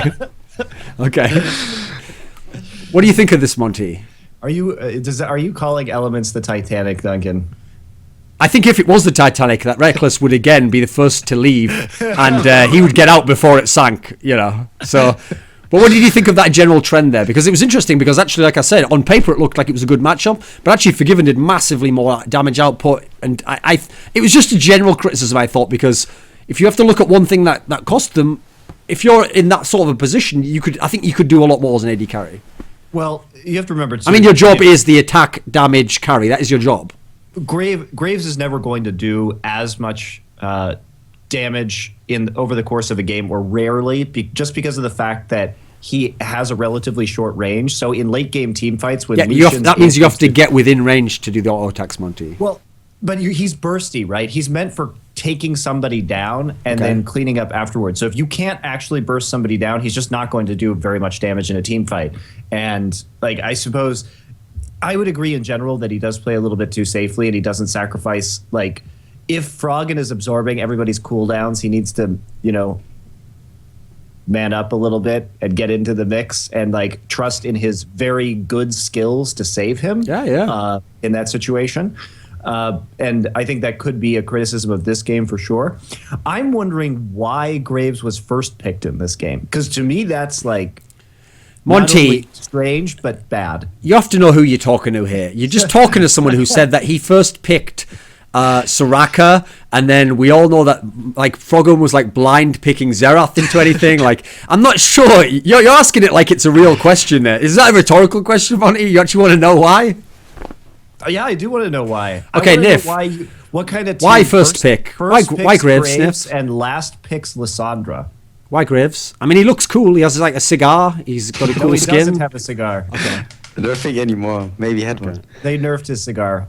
Yeah. Riot for the kids. Says it's okay to have a drunk fat man drinking a literal barrel full of alcohol, but it's not and an anthropomorphized female fox who is so sexually attractive, I want to have sex with her. But you can definitely not smoke nicotine. Now that is one thing I will not stand for in my games. Okay, Nyph. Anyway, before we got into that digression, why first pick Graves? Well, I don't know if you have figured out already, but we have played so far only Graves. Yeah, So- I know it's a priority pick between you and So SK. yeah, so it was a priority pick for both teams, and we felt that we should pick it early because otherwise they get it. And Is this does in like when you get into LCS does Rekkles just type Graves or feed in your little team chat? Like what is? Can you explain to me the Graves priority? it's kind of odd in our team that I think the why we pick it is that all of us kind of want to pick late, so we pick early what is either like super strong or what is like fine, like good in every situation, you know. See, Monty, now I'm really So- confused because think about this. If it was first picked, that means they could have let Forgiven pick for Graves, right? Great, he's fallen into our trap. Now he's playing what Monty said is like this bursty champion, like you have to short range, he has to be in range. You know what Rekkles could have picked? What Forgiven picked? He could have picked Lucian. He could have sat on the outside, fire the calling in, you never have to go in. I think we've just solved it, Monty. We've just solved the problem. You bait them into it. There we go. We fixed the whole team. What about Sivir, which I think would have worked much better with your team composition because you have all of this engage, and so you would have been able to lock them down and actually engage with Rengar from the front. Like, That's why, by the way, that's one of Monty's said you wanna pick stuff catchphrases as a coach. What about Sivir? yeah. What about Sivir? Okay. I love Sivir. I love Civet too. See, I don't know. As I said already, it's really hard for us to pick something early because everyone is like so focused on picking late. It's actually really annoying our team. That's like a picking really huge lanes flaw. for lanes. You mean? Late, he said. Yeah, Oh, like for late lanes. and for like counter picking like everything. You do know it's still so season 2, right, Monty? We're trying to counter pick and snowball the lane, motherfucker. Nobody actually wants to pick first, but you see, Lysandra. Exactly. Here's what you do, Nyph. Here's how you fool them. Okay, Ready? teach me, please. Okay, because you know that I've heard earlier that you have some issues, like when a flex pick is picked, then your laners always like flip out and counter pick. But here's the strategy: you pick Lysandra first, which is only a flex pick between mid and top. So therefore, you don't have to deal with it. It'll either be Froggen or Wicked that have to play it, but they can also still get their counter picks. See, I fixed it for you. So here we go. You ready? Here's some picks for you. Yeah. Kassadin. That's a good Okay, first pick. check, for- play. Next. Yeah, great. See, so first pick the Cassid. Lysandra. Check. First play pick. two. First pick that one. Even First both. pick that one. You played in both positions. Nidalee. Now you can play Nidalee mid too, and jungle. Yeah. No. I'm trying to say. Half check. All right. Okay. What's more? Give me more picks. Kale? Kale mid. Kale top. Kale support. Yeah, everything, Kale, everything. Okay, pick Lulu, but refuse to play it yourself. See, one of these days, Monty, Oh, they're at the point again, you know. you realize one of these days, Monty, that they're actually going to pick like Ezreal and then flex pick Nick. Nif's going to have to play Graves support. Ezreal. Yeah, Ezreal. That's a good one. That's what could work too. Yeah. Okay. Let's see. I like flex picks a lot. It opens Yeah. up a lot more. They're the best. Graves' first pick is just. It's just a not a good way. But I don't know. It's just at that time I think it was the best, and we also tried to pick for like team comps rather than everything else. Like we actually sacrificed a lot of laning pressure for team fighting. Then why did you pick Sivir? Because that was the pick for that team comp. Because it was the Trey, so we couldn't pick Sivir. Actually, we played Sivir too, but I think we could, because we first picked Graves. I think I'm sensing that we're now in this like cyclical argument where we realize that first picking Graves is the problem, whereas first picking Lysandra, damn, that would have been great. I Why think did you it- ban Graves. I think Nif's being very No. political here, and he's not just saying that. It's actually in Rekkles' contract that he gets first pick every game. He gets to pick wherever he wants. That's just part of his contract. Listen, he got sick of Expecke getting all those picks. Listen, if I'm going to be the star of this new team, I'm, what was his metal? I'm the precious metal in this team, I'm the gold that must be carefully guarded. Then I get to pick whatever I want, It's what Rekkles saw was he went to Worlds and he saw Uzi play Monty, and he said, and people said you should play like Uzi. Uzi's the best AD carry, but all he took was the idea of like I get the pick that I want every time. He didn't take like that carry mentality of like you go in and do all that. Yeah, you can only it's pieces at a time. It's pieces of a puzzle, Monty. Actually, I have another question about. We're talking about SK here.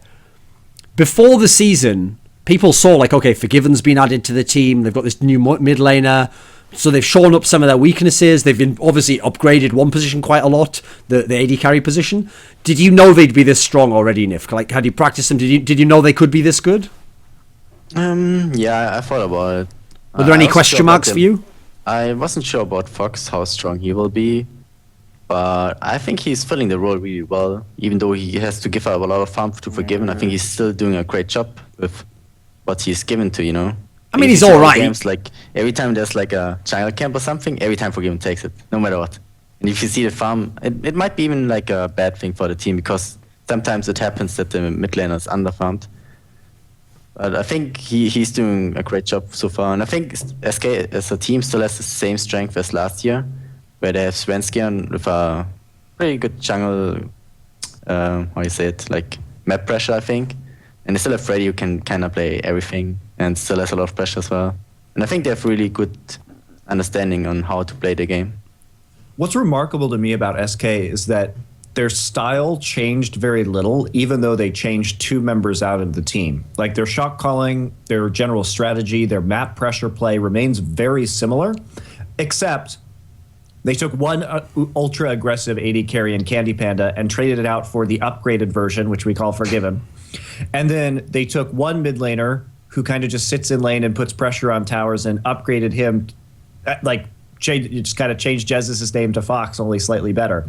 So like it is really, I think it's telling to the existing shot calling on that team that they've carried over their strengths and actually found the right players to be even better at that style of play. You know what's so impressive about that as well is that actually, remember, Monte, every single person on that team actually did an equal amount of the shot calling. So what's amazing is they found another 2 players who could do it. Like I thought when Jesus was going, like, where's the shot Candy Panda with those amazing rotations, but somehow they found the other 2 best shot callers in you. It's amazing. You know what's interesting though, Monte? Don't give people too much credit. Like, you got to put it in context. I mean, let's be fair. Alliance also changed 1 player, and their map pressure stayed the same. Their shot calling stayed the same. Their style stayed the same. So there's a lot of people out there who could accomplish these things, Monte.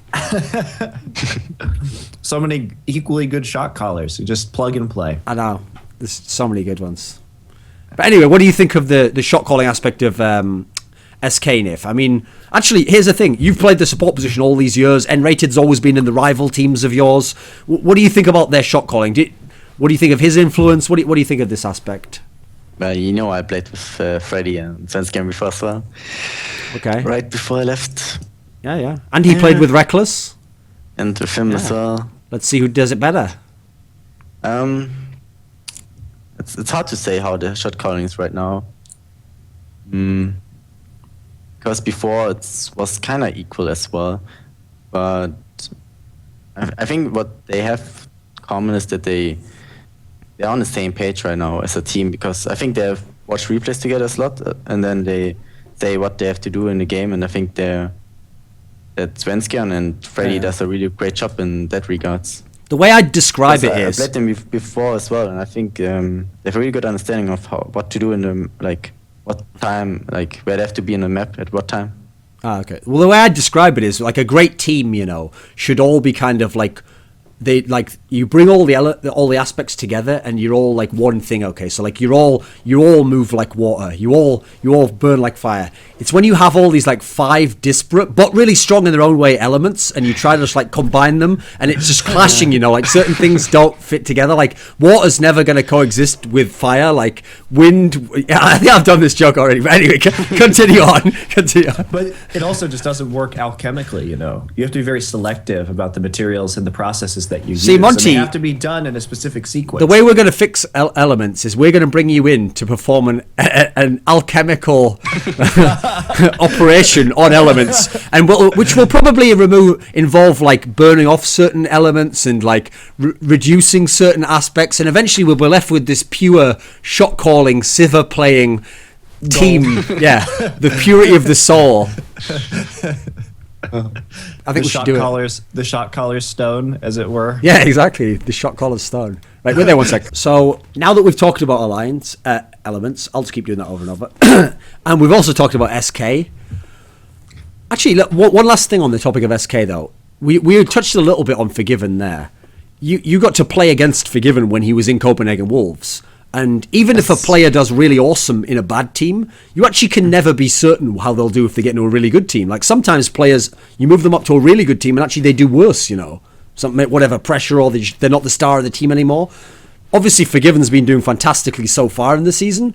What do you see as his strengths as an AD carry? What do you think of him as a laner or team fighter? What do you think of Forgiven overall? I think he's a great AD. I think his biggest strength is, well, it takes a lot of farm, so it's really strong in team fights later on. But I also think his laning phase is really strong. Like he will trade you for every creep, basically. Which when he knows he's stronger, he will always try to trade you, and he likes to pick lane bullies. And I think his only flaw is like his attitude a bit. He's really, I don't know how to say it in a nice way. You know, I'm German. I'm also a bit nice. He's an aggressive, kind of abrasive person. I've actually met him lately in solo queue, and then he flamed me for not taking the same too serious. Oh, okay. And I don't know, like I actually really dislike such like people that are that way, because it really annoys me. I think like besides all his human being things, I think as a player, I think he's a really great player. You have to realize, Monte, like for Nyph, as like just a good German boy, that was some of the most hardcore trash talk I've ever heard. He was like, I don't entirely like it. I really like him he's a good player, excellent player, but sometimes the attitude, like that was like the equivalent of like Double F being like, suck my dick, like just going completely. That was some hardcore shit there, Monte. Like, I think we've got a new rivalry on our hands here. This is the new like Reginald versus Hotshot or something. To beat them next time we meet them, because I felt like this time we really. As I said, we were by default already weaker in lane, so I actually really want to play them next time on an even field. First pick Graves, yeah. First Graves again. Okay, yeah. Next time, the Graves will get you forgiven. Don't worry. Okay. So take that Graves in advance, you know. Yeah. Well, there's a saying, Monte. If you plan revenge, if you set out on a journey of revenge, dig 2 graves. Yeah. See what I did there, Monte? See what I did there? Okay, anyway, enough of the SK topic. I look forward to the next round of trash talking afterwards. Okay? So here's what you do. You'll have to be super nice, but if you beat, when you beat SK, we'll say when you beat SK in your second meeting this season or in the playoffs, you just have to say, everybody thought Forgiven was good, but it was me who was the better player. I am the better player. Just the most mildest trash talking of all time. Perhaps you can tone it down even more. Perhaps I am a slightly superior player to Forgiven. Oh, hey! What he could do is he could make it like a sarcastic comment, Monte. When they beat Forgiven and SK, Nyph could just tweet out, "Forgiven, that was your best performance by far." There you go. That's the trash talk for you right there. Riot can't sue you for that. That's perfectly fine. Ultra humble route though. You could go even more extreme. You could say, "I feel really privileged to have beaten Forgiven while he was in his best performance of all time." There you go. Okay, so we're back. All that happened there, by the way, for all the conspiracy theorists, the call got dropped. Okay, and we had to cut. It wasn't that, like, because we were talking about trash talk, Nyph was like, you know what? He, like, tore off his jersey. He was like, fuck this. Like, and another thing about Forgiven, and just, like, went crazy in on him. So many profanities and just, like, horrible things. I had to be like, wow. I was like, whoa. That's fucked up, man. Like, we can't have trash talk like that on the show. Please. A little decorum, please. Behave. And then I had to cut it, and then now we're back, and Nyph's had a glass of water, and he's calmed down, and he's... Now he's chilled out. He's back to his old self again. He looks like nothing even happened during that segment, but yeah, we cut it. So we were talking about SK, all that sort of thing, and what might happen next time you play them. Another team in Europe that's doing very well, better than your team actually, is FNATIC. FNATIC are 5-1. They've only lost 1 game.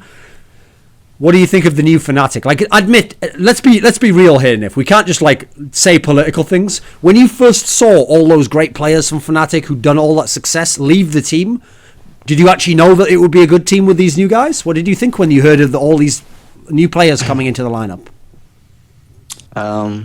It's hard to judge. I didn't know how strong the Koreans were. I think Fabian is a really great player. I think Steelback is a bit like Rekkles, just... about half as good. Based. Yeah, just a worse version, kind of. Okay. And I thought they would do okay, but I wouldn't think they'd go 5-1.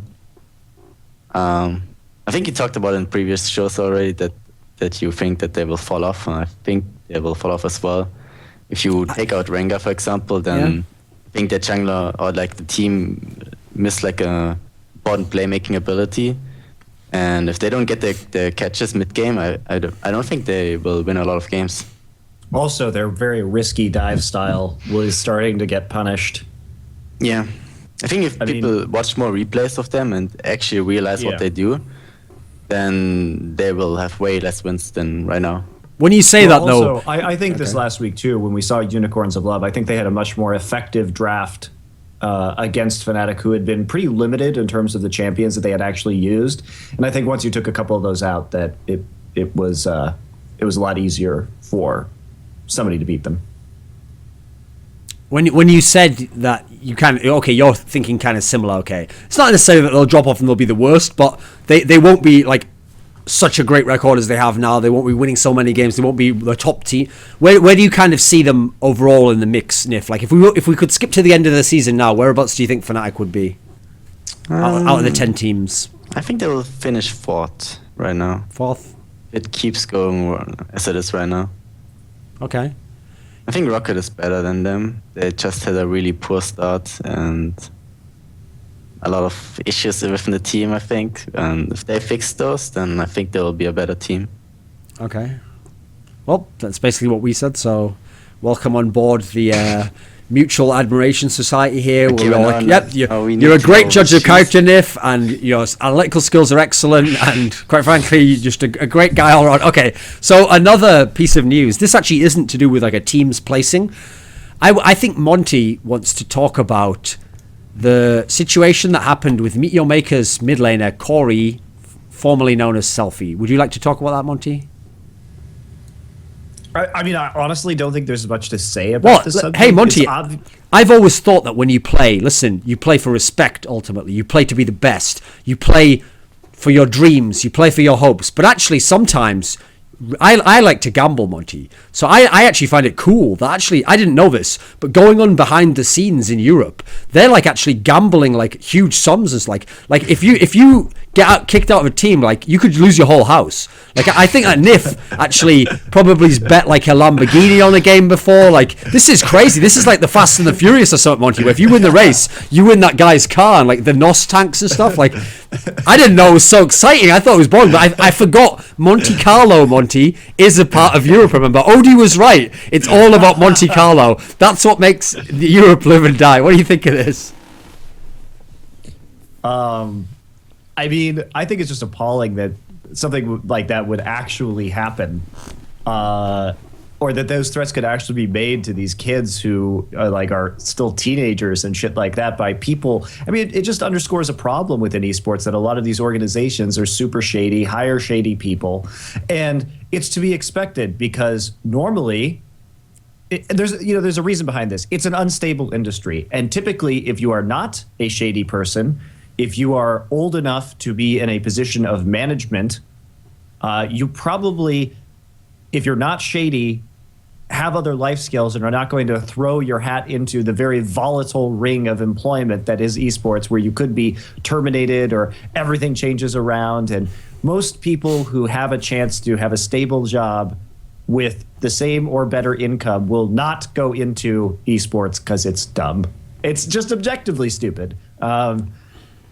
So the fact that these organizations find shady people is not necessarily a result of them. It's like there's nobody else but shady people to hire sometimes. Well, because of the relative. But here's the other thing about esports. Hey, everybody out there, you want to get into esports? It actually takes a surprisingly low amount of integrity and competence to be in this industry. People think that it's so hard to break in. It's really not, because there's so few like actually competent people. That's the truth. Because it's volatile as hell, and nobody with a brain wants to be involved in this, because you could just lose your job at any moment, and then you have no life skills. I mean, look at me.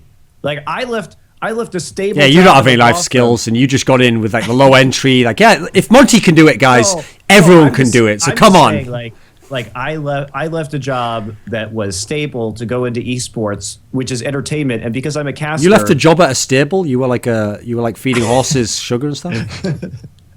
No, keep going. Okay. And the point is, as you know, Duncan, the rug can be pulled out from you instantly if the community turns against you, and then you have to scramble and not have any heat and live like you live outside or as a barbarian. Well, no, for comedy effect, Monte, you should obviously have said that in life you can be going along fine and then you slip on a banana peel and then you look like a fool, That would be the obvious joke to go with there. Anyway, taking this back to the issue with Salfie, etc.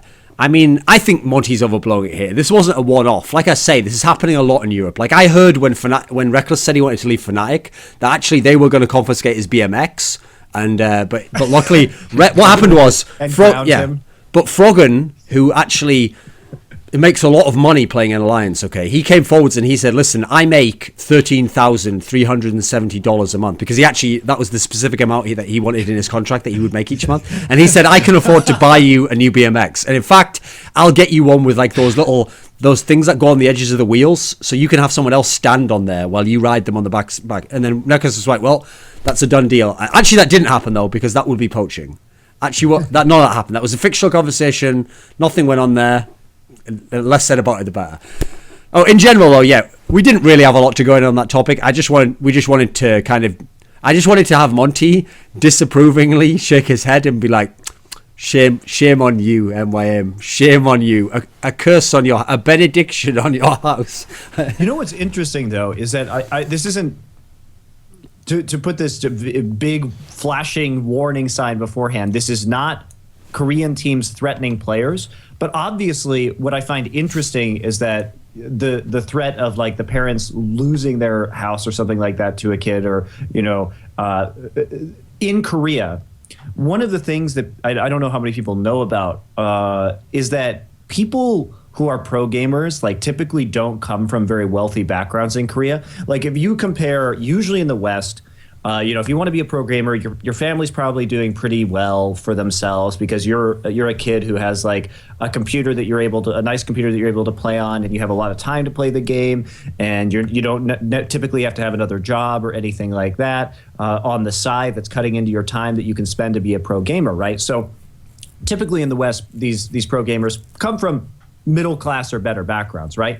So the difference is that in Korea, many, obviously there are some kids like that, but a lot of the pro gamers come from very poor backgrounds.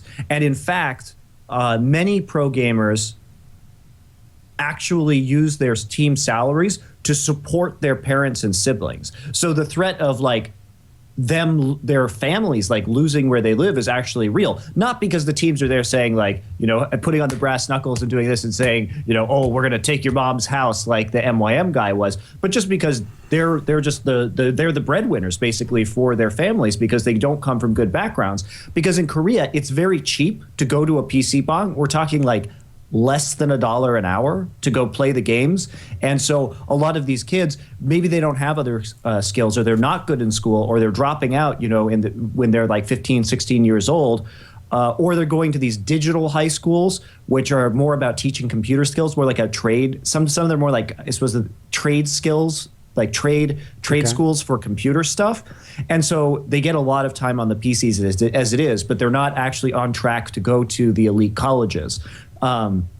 So I think that I understand. I think it's fucked up that the MYM guy said that, but I do think that is a powerful motivator, and that actually is a legitimate motivator. I'm not going to name. I know some Korean players that are literally supporting their entire families. I'm not going to name them because like that's their business, but it does happen more often than you would think. And it really doesn't happen that much in the West. I mean, the one story that we all know of, like the true, like I must pro game desperation in order to eat, is like Doublelift, right? But nobody else really has come forward with that kind of motivation. But I do think that it's part of the reason why a lot of these Korean players are so insanely driven, and why they're so good is because there is always that looming in the back of their mind. So to shift from that somber note to a more upbeat note, I thought I had a good question, a good topic here that Nyph could kind of touch on for us, which is, it was announced this week that yellowpete has officially retired. And so I thought, listen, Nyph played against the guy a lot of his career. He was around him in Europe a lot. He's another German guy. He can kind of give his sense on it. But first of all, before I allow Nyph to say nice things about him or give us his sense of him, I'll just insert the classic Thorin joke. But I'm now padding it like this before all the CLGU fans get butthurt, which is, my joke goes like this. This week, it was announced that yellowpete realized what the rest of us realized 2 years ago, which is that he won't be competing at a top level anymore at his position. Boom, boom. Okay, over to you, Nyph. What do you think of yellowpete and retiring now? What do you think of his career? What do you think of him as a guy? Do you know much about him? Not too much. But what Vic and Froggen always said, it was like super nice, even nicer than I am. So, and he's German too. That's all what I know. I haven't really talked to him before much because we have a bit different teams and we haven't been on the same tournaments as well. What kind of an AD carry was he? I feel like he was destined to play with you, Nyph. He actually fit to me a lot. Yeah, he was the super defensive style, right? Went along really well. He would play Kokma, which I love as well. And he plays Urgot. A lot of fun AD carries. Anything more? Not sure. I think with the thing is, you said with 2 years to earlier retirement, I think... At least 1 year. I think everyone knew already that he retired, right? It's just like a post to kind of inform everyone. Sure. I don't know. I think he was good in Season 2 and Season 1. I think he was actually one of the better ones. Yeah. I think he is also one of the old school players which has like a defined champion pool. And if that champion pool is not viable anymore, then he will just flat out fall off. Oh, man. You know what, Nyph? I really hate those Season 2 players that have like that small defined champion pool. If that one champion...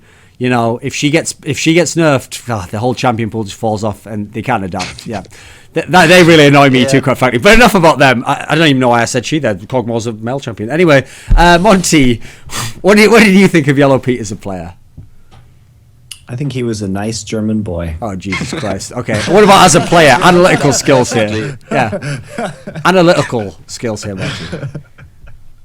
You know, Thorin, sometimes it's what you don't say that means the most. Is that why you never tell me you love me? That's it. It's unrequited, you know. Okay, yeah. You say it's how our conversations go. You walk up to me and you say, "I love you," and I just stare at you and then turn and slowly walk away. And then I go in to hug you and you go, "Save it for the show. Save it for the show." Okay. I like the way when Nyph was describing him there. See, I was again naively even though we count Europe as the West, Monte. Nyph comes from Germany, okay? That's like more towards the East than us. We're from the West, Monte. I'm from the UK, you're from America.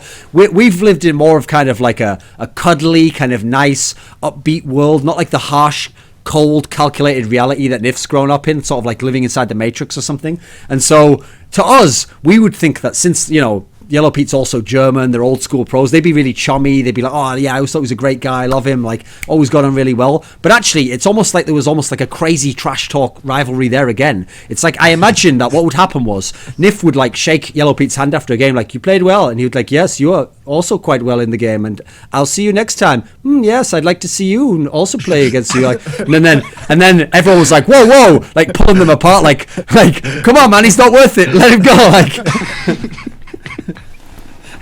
that was what season 2 was like, guys. I just gave you the inside scoop there. You needed the translation. That's the thing. It seemed perfectly okay on the surface, but the boiling rage below, man, it was intense. It was intense. But you guys did beat them in that season 2 regional, though. Yeah, we did. Never forget. We prepared quite a lot for them. It was fun. The best thing was the flash smite from Arani. When he did it on the blue. Good times. Good times. If we actually had to assess yellowpete's actual career, though, Monte, I mean, I made a joke there. I obviously exaggerated it. It's not like 2 years. It was probably more like at least a year. He probably wasn't really that good a player anymore. I mean, he was a very conservative AD carry. Like there was just really nothing flashy about his play style. You could not really rely on him to make a play ever. But at the same time, except in that one final versus. In Game 5 between Frost and CLGU in the Champions Summer Final, he did actually sort of throw that game. But that was the only time that I really remember him making a play that specifically caused like a big major loss. Maybe there were some other ones. Probably somebody's going to point it out to me later. I think in the semi-final of Worlds, he also got caught by like Skarner in the top side of the map. The Skarner pull was I think that was the game 5. Really? Let me think. I'm trying. That's the play. It happened at Worlds as Yeah, well. that was the semi. I think that was game 3 of Worlds. That was the game. They always talk about as well that if the Skarner bug wouldn't have happened, we would have won World Championship, and you know this. Yeah. Okay. Yeah. And just like if TSM hadn't. It's the way Nyph said that as though like Wicked and Froggen were saying that to him wistfully yesterday. Like, if the Skarner pull hadn't happened, if we'd have won the World Cup. Yeah. Okay. What time is practice again? Oh, I have to go now. Sorry. Like, okay. Do you also like if we hadn't played Diana for the first time ever in Game 5 in the Champions final, that we would have won that too? No, you got it wrong there, Monty. He played Diana the first time in the first game and he bodied on it, but then he blind picked it in the last game instead of Anivia, like all the shit he played at the time. So that's the problem, Monty. This will never happen again, by the way, Monty. Playing a champion once, being really good on it, and then making the mistake of not quitting while you're ahead. That will never happen to those players again, okay? They learned their lesson. It all turned around from there. Coaches to control their strange impulses. Yeah, now they don't ever blind pick Xerath. The pick ban is on point. Yeah. We actually have a ban on Kale right now. Just saying. I mean, listen. Sometimes in life, Monty, you know that saying, you're damned if you do and you're damned if you don't. So if you remember, there was a point in time when actually Alliance was originally going to have Loco Doko as their coach, when it was between TSM and Alliance. Who would he end up on? Well, we all saw how the pick ban phase went for TSM versus Unicorns of Love. So actually, it wouldn't have mattered which direction they'd gone, Monty. We'd have been in the same place we are right now. Same problems to fix. You're damned if you are, you're damned if you don't. Okay. So, the other thing is about yellowpete. Here's the final note. What was good about yellowpete, by the way, and this is actually a key point to make, is a lot of AD carries in that era, Season 2, all wanted to be the super hard carry guy, because actually AD carries were broken as fuck at the time. They all wanted to be the star player, So he was actually very accepting of his role. And if you ever talk to Krepo, I've done this in the past in interviews, like they basically just decided, like they looked at their skills and they were like, listen, like this isn't like a super strong AD carry who's going to be aggressive, so we're just going to play super safe. And Krepo described it to me as like, unless it was 100% that we would get a kill in lane, we just wouldn't make the play. We'd just stay safe. And if you think of the style of CLGU, the style was just don't die Wicked, don't die bot lane, Froggen do whatever you do in mid lane farming, and then late game, Froggen has 6 items, yellowpete on broken AD carry champions has 6 items, then you make the kills, then you win the game. So he accepted his role very well. But let's not go crazy make out like he was like top 3 AD carry in the world or something. No, I mean what's interesting though is to talk about CLGU and Frost, because both of them were teams in an AD carry dominant era that had not very big playmaking AD carries, which is interesting when you think about it. Yeah. Well, no, what's interesting is that was when AD carry was broken, and actually most of the top teams didn't have the elite AD carries. There was only CLG and CLG NA and World Elite had the elite AD carries. I mean, TPA won with the Bebe guy. Bebe was pretty good at the time. He was pretty good at the time, yeah. He was all right. He wasn't as good as Prey, Double Lift, Wei Zhao. No, that's true. Listen, Monty, just because you saw like his grandmother and she cooked him some food and he's like, he's going to his 6th World Cup, I hope he wins again. Like, you don't have to like fucking bullshit me now. Like, he's a good, I used to like him. He was pretty good at the time. Unlike one champion or something. Okay, well, we lost all after we did all that good work, Monty, getting all those fans from Southeast Asia on board now. That's gone already. I've already ruined that. But, okay, yellowpete's retired. Enough said about that. Via con Dios, Pete. And some more European news. I wanted to get Nyph's take on this because this is a support role change. So H2K has removed Voidal, the guy who threw that World Championship for Gambit. Anyway, and they brought in Casing, the guy who threw that LCS spot for Millennium. So it was an interesting switch there. Which side did you want to go? What do you think of this move here? Will it be significant for H2K? Nyph? I don't think so. I don't think. Well, I don't know how the team chemistry is between them, but I think from a outside perspective, I don't think it matters much which support they have. What do you think of these two players? Like, can you tell us anything about them? I think Waddle is kind of aggressive in lane, but he also do some questionable stuff later on. Okay. I think casting, he's I haven't seen too much from him. He's a decent support, but nothing really outstanding. So we really have to see how it goes. But actually, I think the bot lane is not too bad. Like they beat the escape bot lane as well, so they're not too bad in lane. That's what I said as well. But I think like later on in the game, they might have some troubles. You don't have to use this word, but doesn't H2K suck? I think they're very bad. What I really don't like about them is that they have like a non-English or like the Rio, because I really think if you have troubles communicating, it's just really horrible. And I even for myself would prefer having like a full German team, because I would feel way more comfortable talking about everything. Okay. And it would be much clearer. So wasn't I it? can't even imagine someone who doesn't even speak English, like. But wasn't it in like some sort of UN treaty that like Germany can never form an all German League of Legends team to then take over the world of League of Legends? Like that was like part of the contract or something, wasn't it? What do you mean you'd like an all German team? Like where's it? You're worse than Rekkles right now. Like you're answering shot on your Ask FM. Like I'd prefer it if all of Elementz were actually German and we removed everyone not German. Like holy shit, Nyph says all of Elementz not inferior to German. Like okay, yeah. No, what do you mean? Like what is this something that throughout your career you thought about? Because actually, if you remember, maybe like 2 years ago, there was a time when actually all the positions nearly were covered by Germans. There was like, I think the only one wasn't mid lane because Moma had already retired. You know, you had Kevin top lane. You had we were a full German team, and I started when we went to season 1. You had Candy Panda, obviously, yellowpete. It went quite bad. I think it was for the first time, so it wasn't too bad.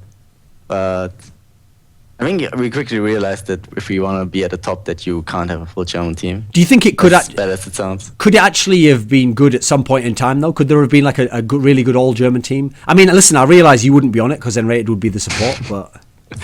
Oh, thanks. No, I think they would be actually. Like I think season 3, where we had really good players.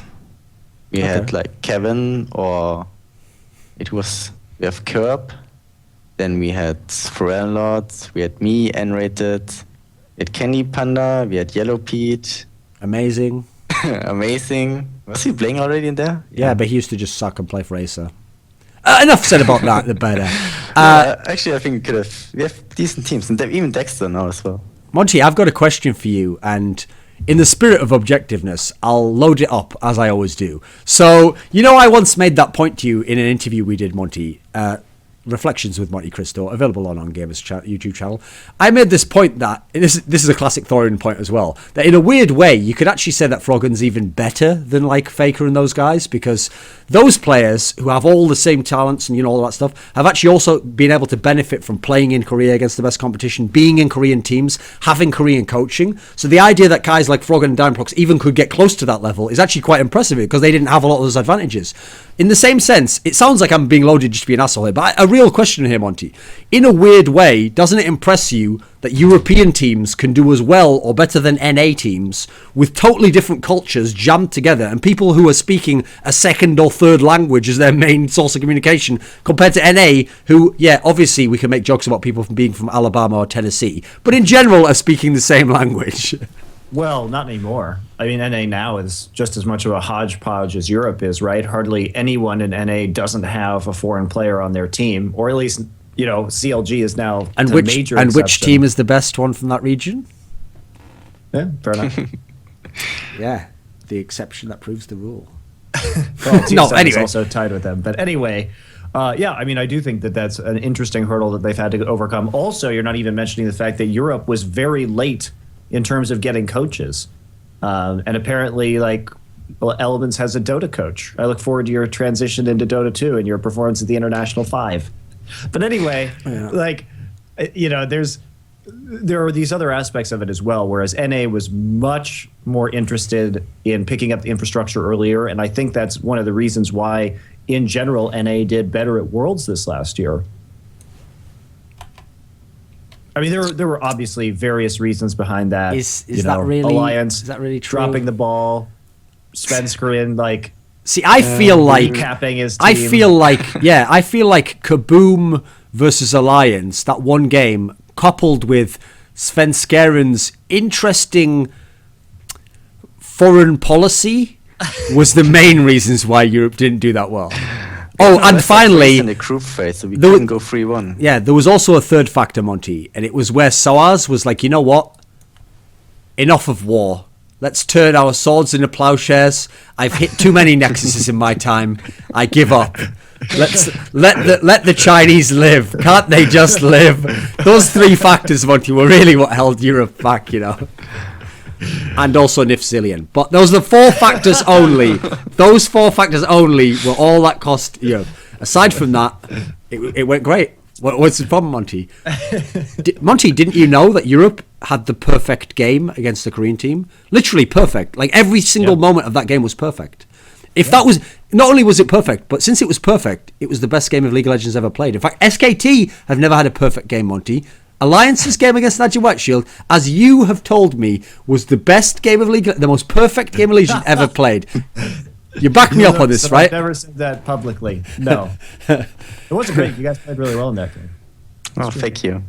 Do you like the way, Nyph, that I don't get in trouble anymore? Because instead of just saying toxic things, I just lie and say the opposite and really troll Monty super hard. And that's like the new dynamic. That's how we don't get in trouble anymore. I don't ever say things. I just say positive things about NA and TSM now. It all works out for us. But speaking of which, now let's cause a total rift between the regions by bringing Monty, Nyph, and another European. I made that sound like Monty was European there. Monty and the 2 Europeans into a discussion about my favourite topical debate generator, the lolesports power rankings. Now, Monty's actually directly responsible for all of these placings in the power rankings. It's only me. It's not me and like 20 other people. Now, as a representative and a Riot caster and representative of this power rankings, I'd like you to defend some of these rankings, Monty, because I want to just reveal to Nyph how these rankings work. He was looking at them earlier, and he naively only at first saw that it was region by region, and he even said oh good, it's region by region now. And I said no, scroll to the bottom, my friend, they've still got the international one. Now I just want to bring up a couple of points here, and I want to kind of get Nyph's take first, then Monty can kind of give his perspective. So if I was to tell you, Nyph, that SK Gaming, who's doing the best in Europe at the moment, they're ranked 10th in the world. That's not so bad, 10th in the world. Only teams above them are big names. But now if I was to tell Nyph that ranked 12th in the world is King from China. I know what all the fans are thinking. King, my favourite team. I know all their teams. There's the famous top laner. They've got that mid laner. I believe they use a support player. And then if I was to say, okay, but another team, they're ranked 12th. There's the team Yoei Flash Wolves, IEM champions of IEM Taipei, Yoei Flash Wolves. Famous players, Steak. No reaction? Steak, that great Steak, he's a star player. Okay, so there's Yoei Flash Wolves, 17th. Now, as we keep going down there, that was 12th was King, 17th Yoei Flash. Oh, we've arrived at number 18, Elementz. Nyph, what do you think? Elementz, number 18, below Yoei Flash Wolves, below King, below Invictus Gaming. What do you think of this ranking? Not too sure. I think the Western teams get too much hate there. Except SK. SK is better than all. Yeah, but they're still 10, and I don't know. It's like this last year where they're the top 8 is only Korean, and then you start slowly with the Western teams. Which is actually bullshit, because if you think about it, top 8 was not true. Top 8 was all Western teams, and yet first of all, TSM would have gone to the final, so they would have been second overall. See what I'm doing, Monty? I'm going to maintain this strategy. No. Give me your thoughts. No, I actually don't agree with you that there were Western teams within the top 8 last year. I don't agree with you at all. The rankings of worlds, it's proof, Monty. Scientific proof. You can't argue with experimental values. In terms of anything can happen in a best of one. The way that you should judge this is best of 5.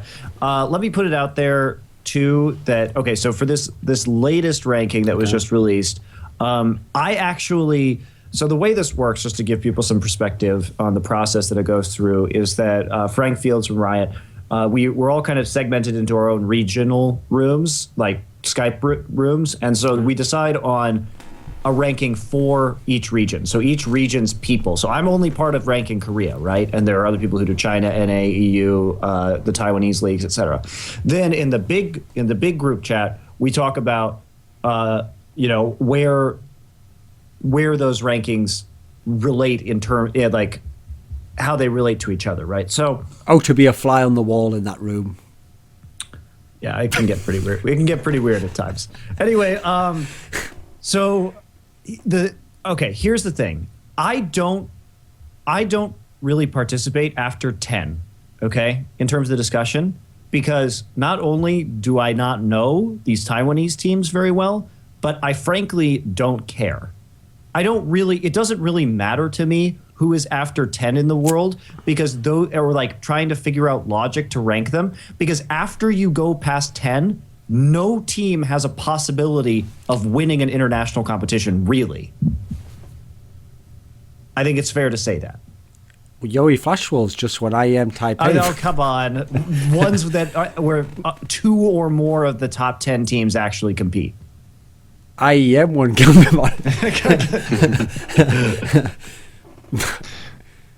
So for me, like, okay. I don't, and plus it gets pretty ambiguous after the top 10. I feel that you're kind of just splitting hairs at that point, because I'm not sure, Monte, that we're splitting hairs as to whether King and Yoey Flashwolves are better than Elementz. Like, I'm not even sure that needs to be debated. That Elementz is clearly better than King from China. I don't know. King did well this past week. They did 2-0 LGD this last week, and those were actually some pretty good games from them. So, yeah, and Elementz didn't Alliance beat fucking NaJin White Shield in one game, yes. Okay. And what?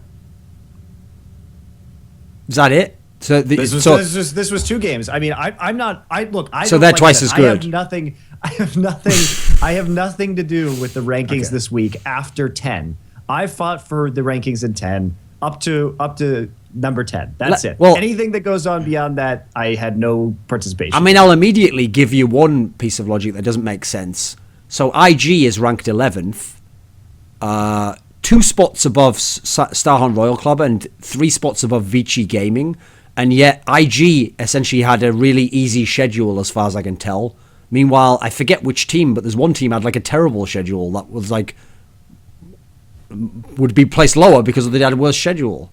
Like, you can't just rank people based on wins. You have to look at who they beat, surely. Is that involved in it? Yeah, of course. No, all those discussions happen. IG took a game off of OMG this last week. Okay, NIF. IG also 2-0. IG also 2-0'd LGD.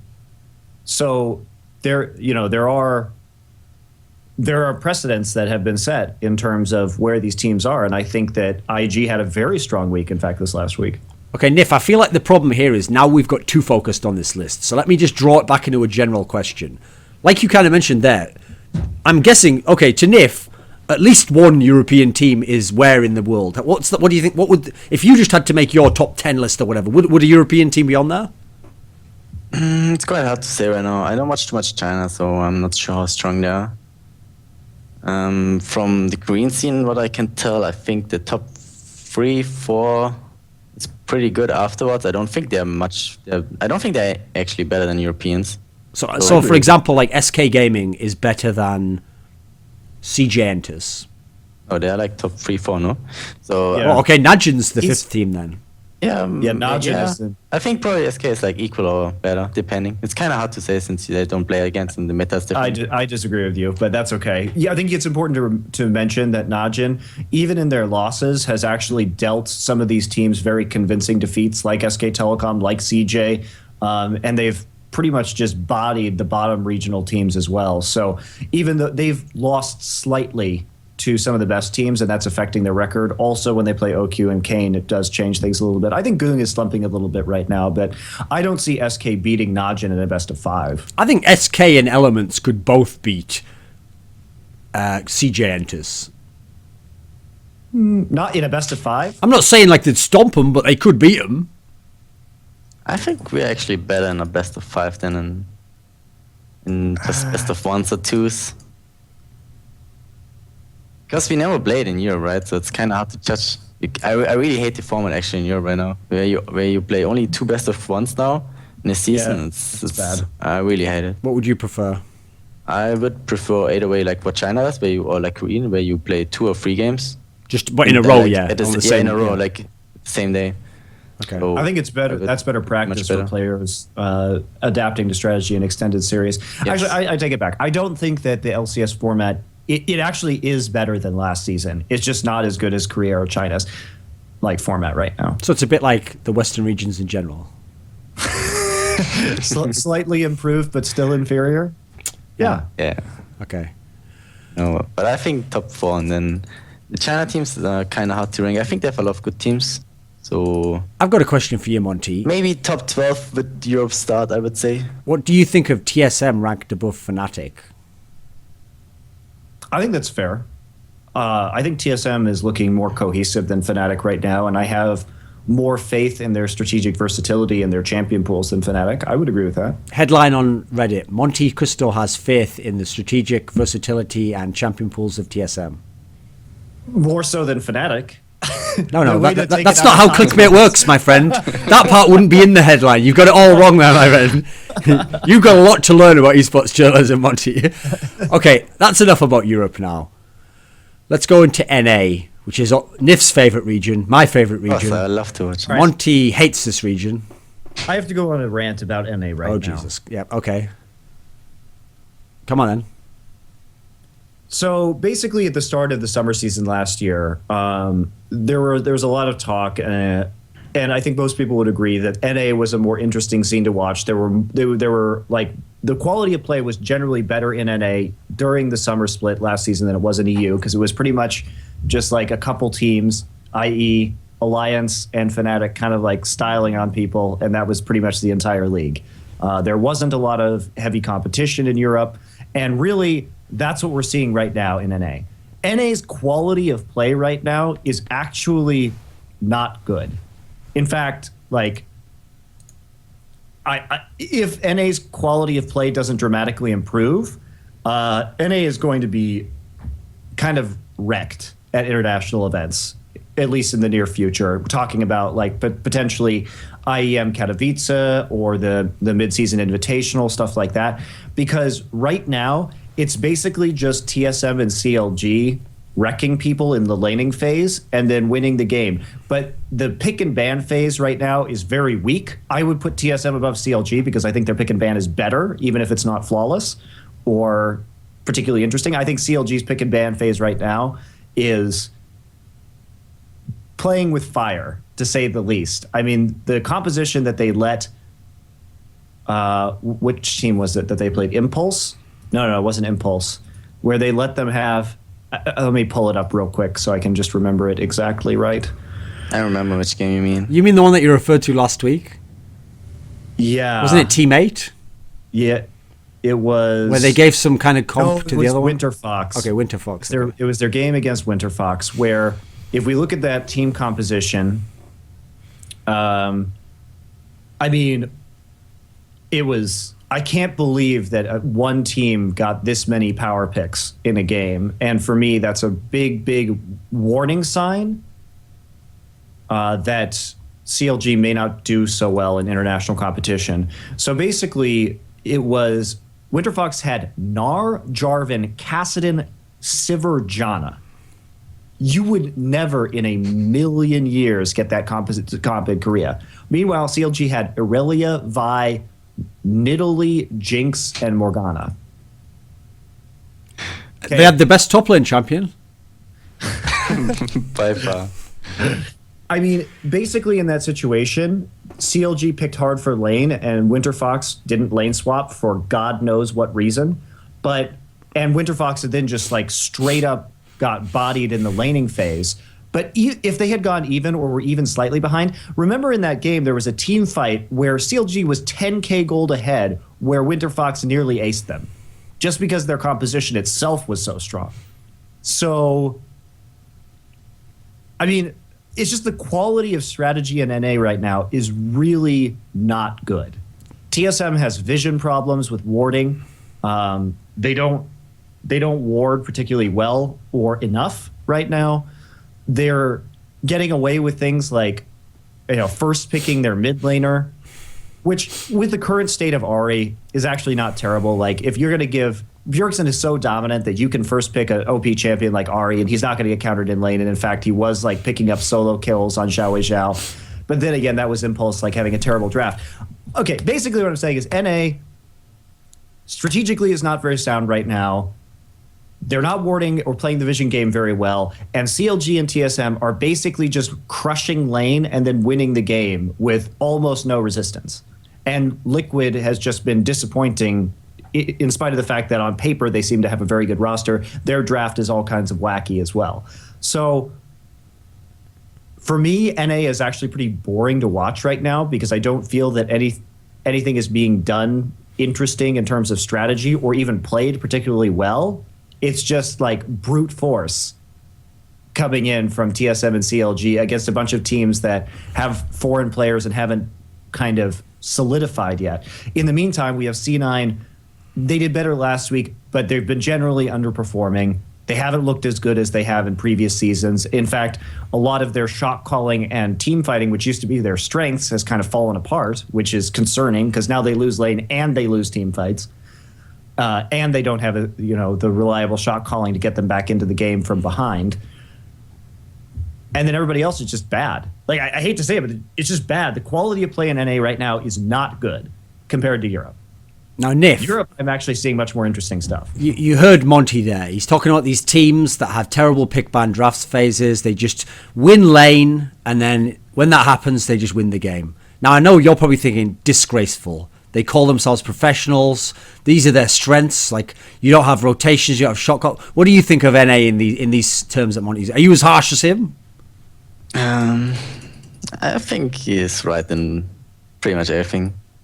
I think they have really weird priority picks right now.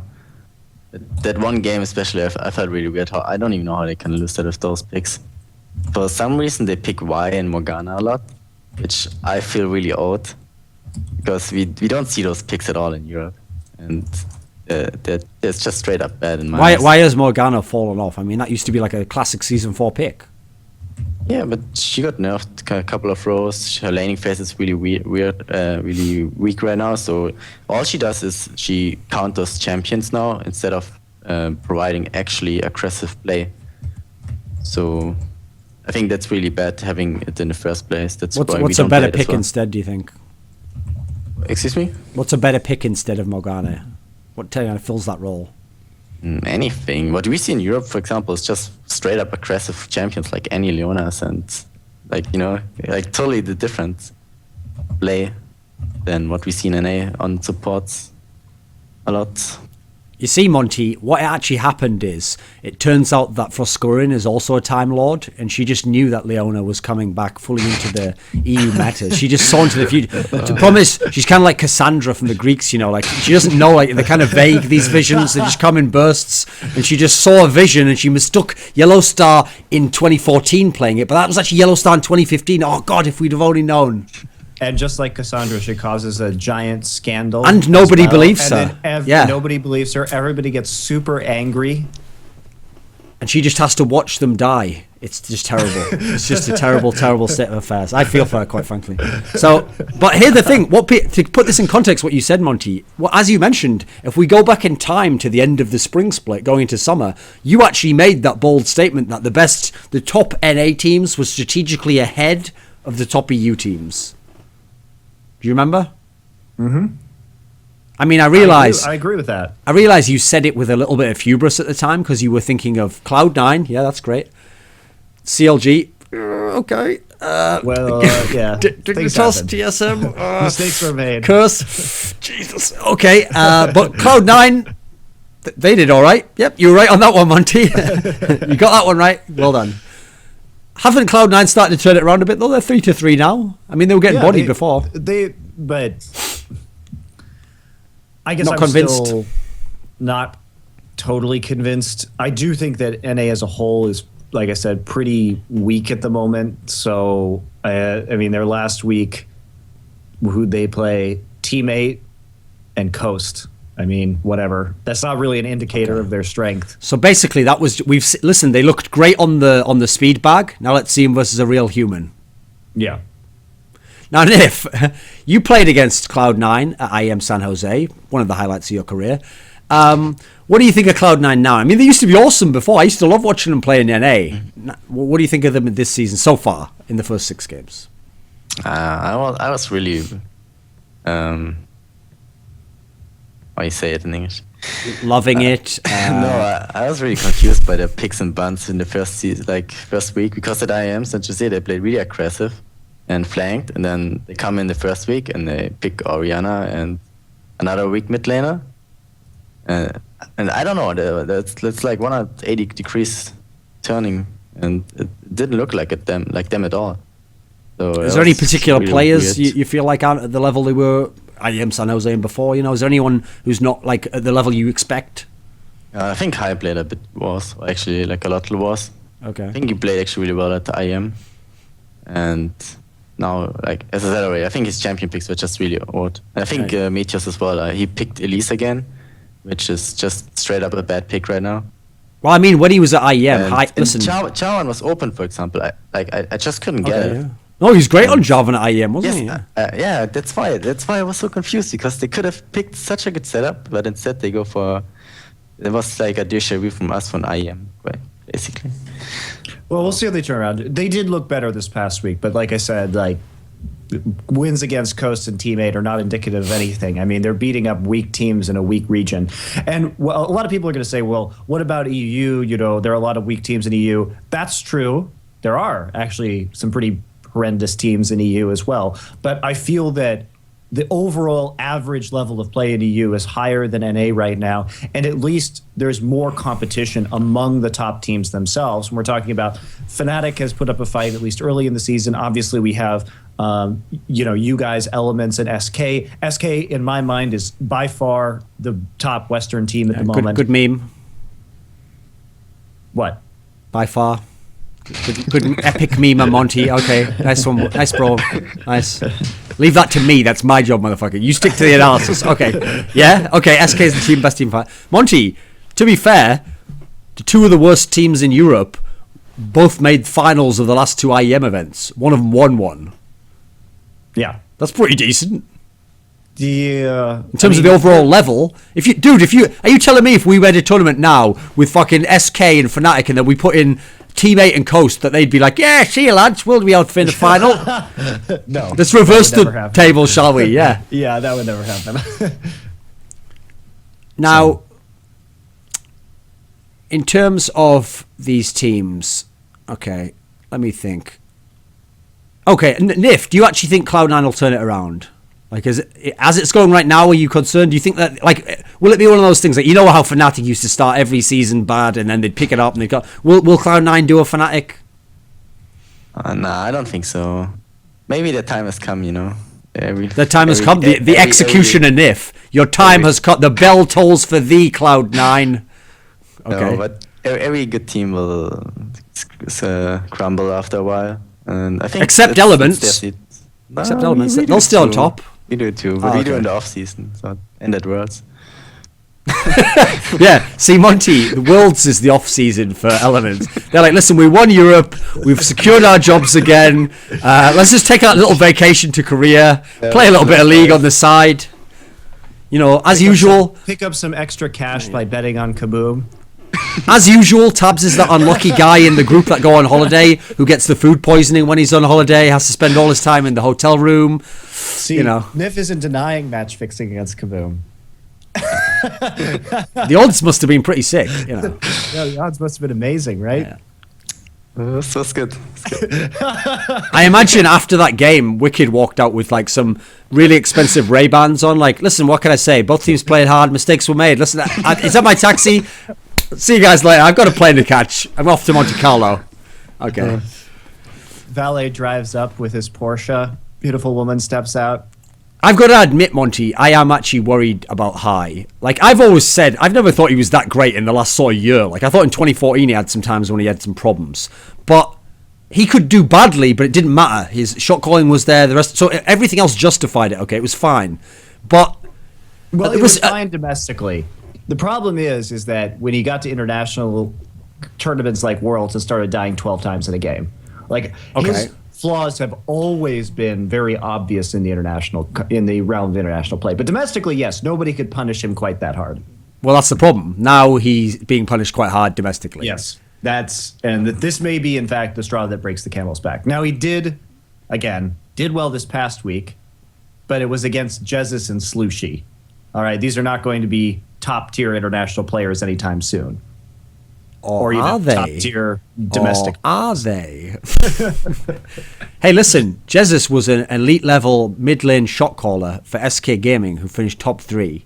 And Slushy sounds like slushy. And slushies are delicious treats from Kmart. There we go. So there's always a positive, Monty. There's always a positive you can find. Yeah. Whatever. Same shit. I don't know anything about American culture. So...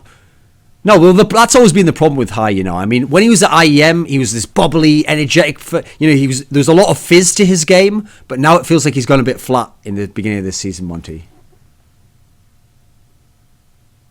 Sorry, what was that? No, it doesn't matter. It was just a joke. Okay, let's move on. I've got a team we want to talk about. Listen, last week was the designated week for us to bag on Dignitas and talk about how shit they are and what a wonderful player Kiwi Kid is. We'll ignore the group of Teammate, Tip, and Gravity because who really gives a fuck? The one team I want to talk about now is Winterfox, formerly Evil Geniuses. Now I realise Nyph's already like, Is this the team? that's my. Oh no, wait, it isn't. No, you got it wrong there, Nyph. Oh, you've blown it. No, they're totally separate teams that aren't in any way all part of one bigger team that's rebranded itself. That hasn't happened at all. They're totally different. Okay, but yeah, they in the past. Naively, people used to think of them as sister teams because, you know, they were.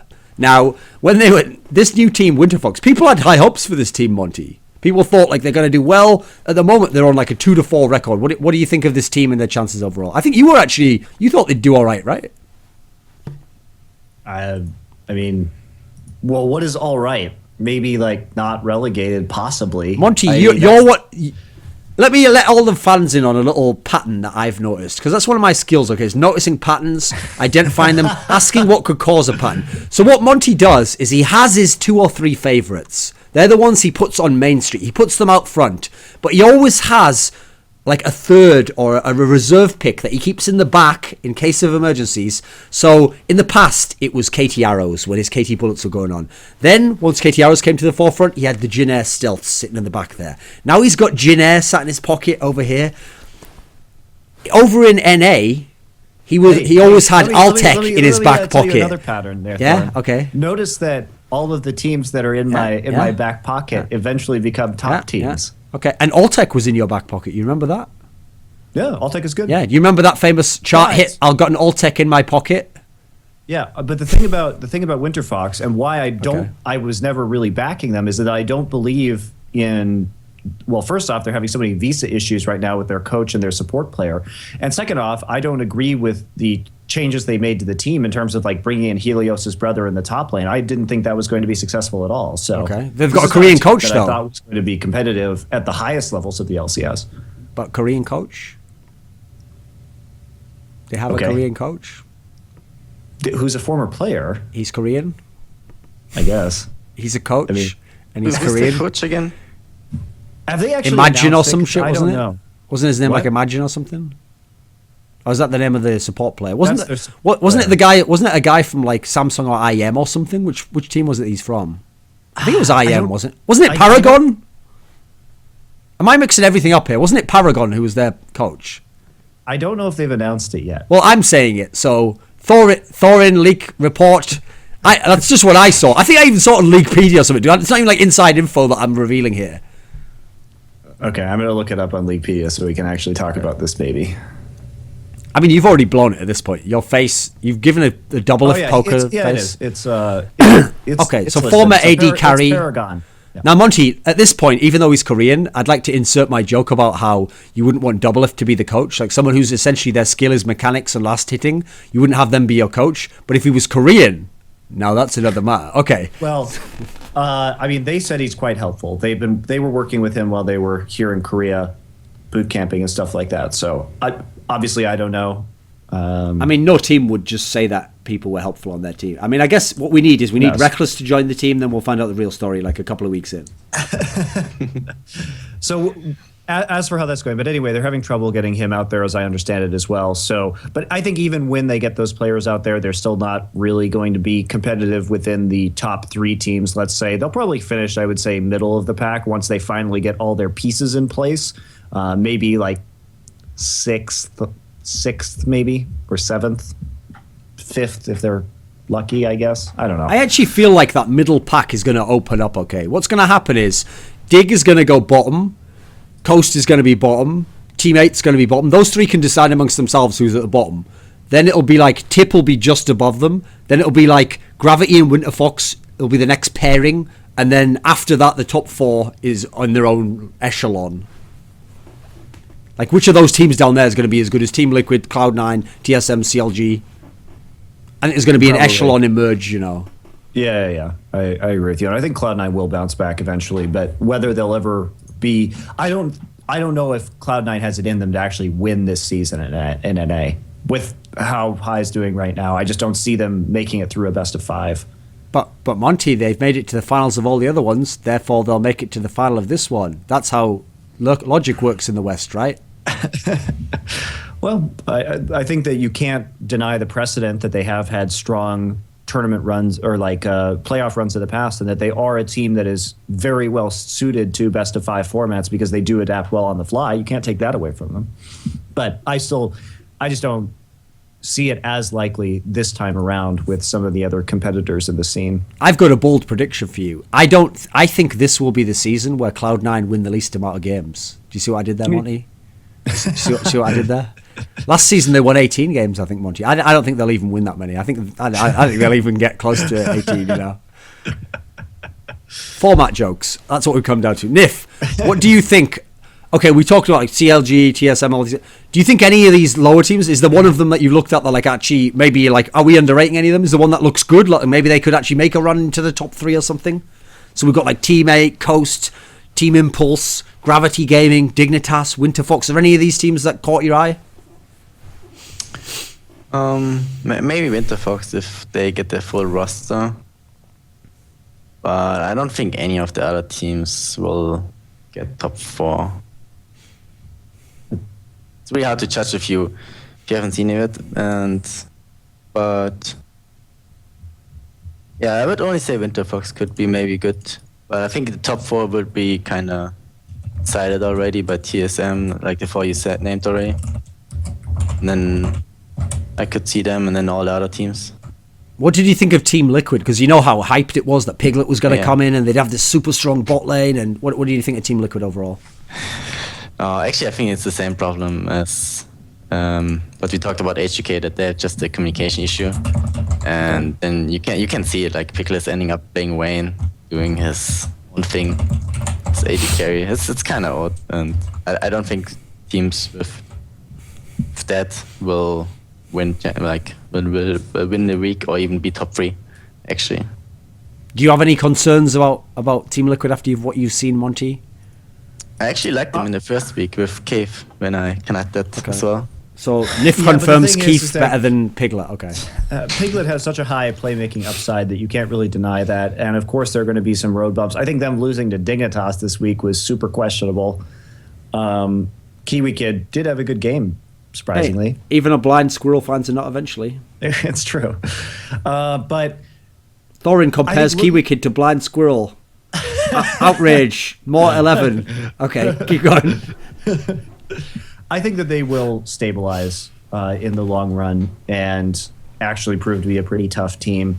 I don't really know what's going on right now for them. I think let me review their picks and bans real quick because I do recall some weird shenanigans happening there. I think I've got a spoiler for every single section which involves Monty looking at Western teams' pick bans. Spoiler, he thinks they were pretty bad.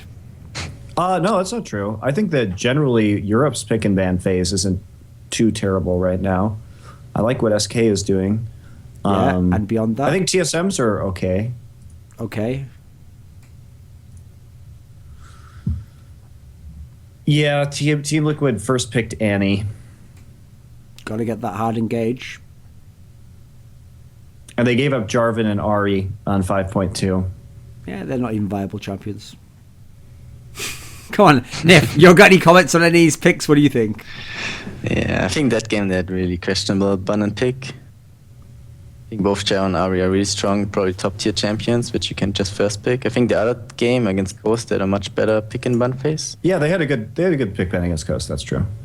I mean, letting Piglet play Vayne every game. Although I do like Vayne with Lissandra, because the thing about Lissandra is that her AoE slow does provide Vayne a lot of room to tumble around and make plays in. So if you have to pick Vayne, I'd rather see her with a Lissandra than almost any other champion in the game, actually.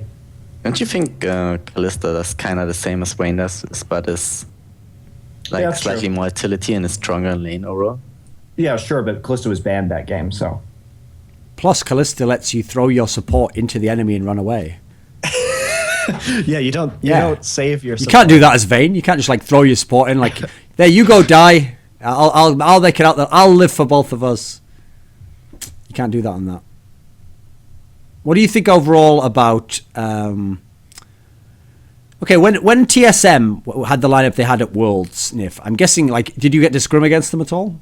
Yeah, we did a lot actually. They were in the same office as we were, so we talked to them. We had some good time with them. What do you think about, like, are they the best NA team? I think at Worlds they were, yes. I really think so. What about now? What do you think? Yeah, I think they are still. Mainly because all the other teams are not as good anymore. Has it changed it that they brought in Santorin for Amazing? Has that been significant or not?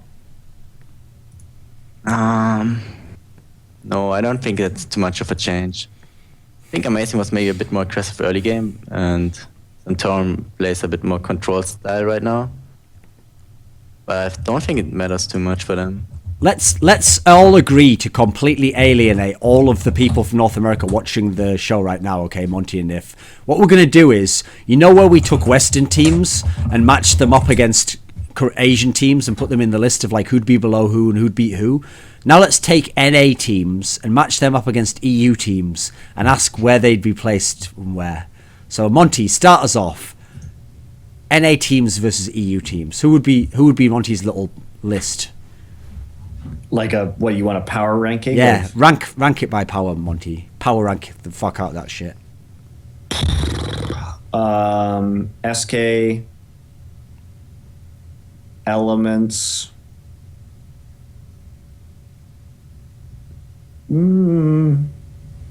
I don't know if I would put. The thing is, like, I think TSM could go here, but I'm a little split on TSM or Rocket, who I would want third. Because I think FNATIC's going to fall off. Okay. So I'd have, like, TSM, Rocket, CLG,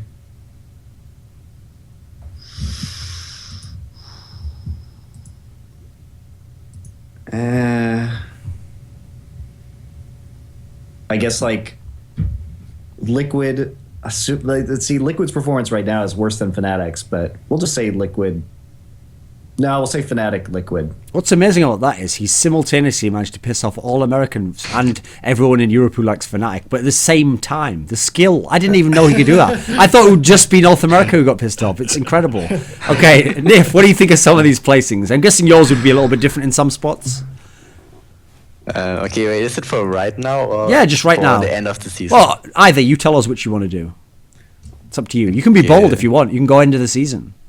Do end of the season. Time Lord Nyph, predict the future. Actually, I do it right now. Okay, I guess we start with SK as well. And I think Elementz, TSM.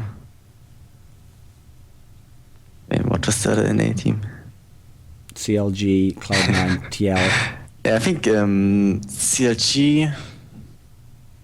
CLG above Rocket? Yes. Really? Oh boy. Oh boy. Why is that? Why would CLG be above Rocket? I think Rocket would struggle a lot in the early game against CLG. Really? You don't think that Nuke Duck would body Link? No. Like, Rocket is not really that strong in lane. Like, it's actually funny when we played against him in our game of 60 minutes that everyone called us, like, passive and not doing anything, but it's like Rocket who's in their base for 60 minutes, not doing anything every game, and then just waiting for Wulai to scale. So I think they have a really weak early game, which CLG will just exploit. And then obviously so I would Froggen Froggen and Wicked were like, "You merely adopted the late game. I was born in it." The old memes again. Yeah, okay. So we have Rockat there. Then we have Rocket, FNATIC. FNATIC's better than... Okay. 1 second. I have to check. Not that I miss someone.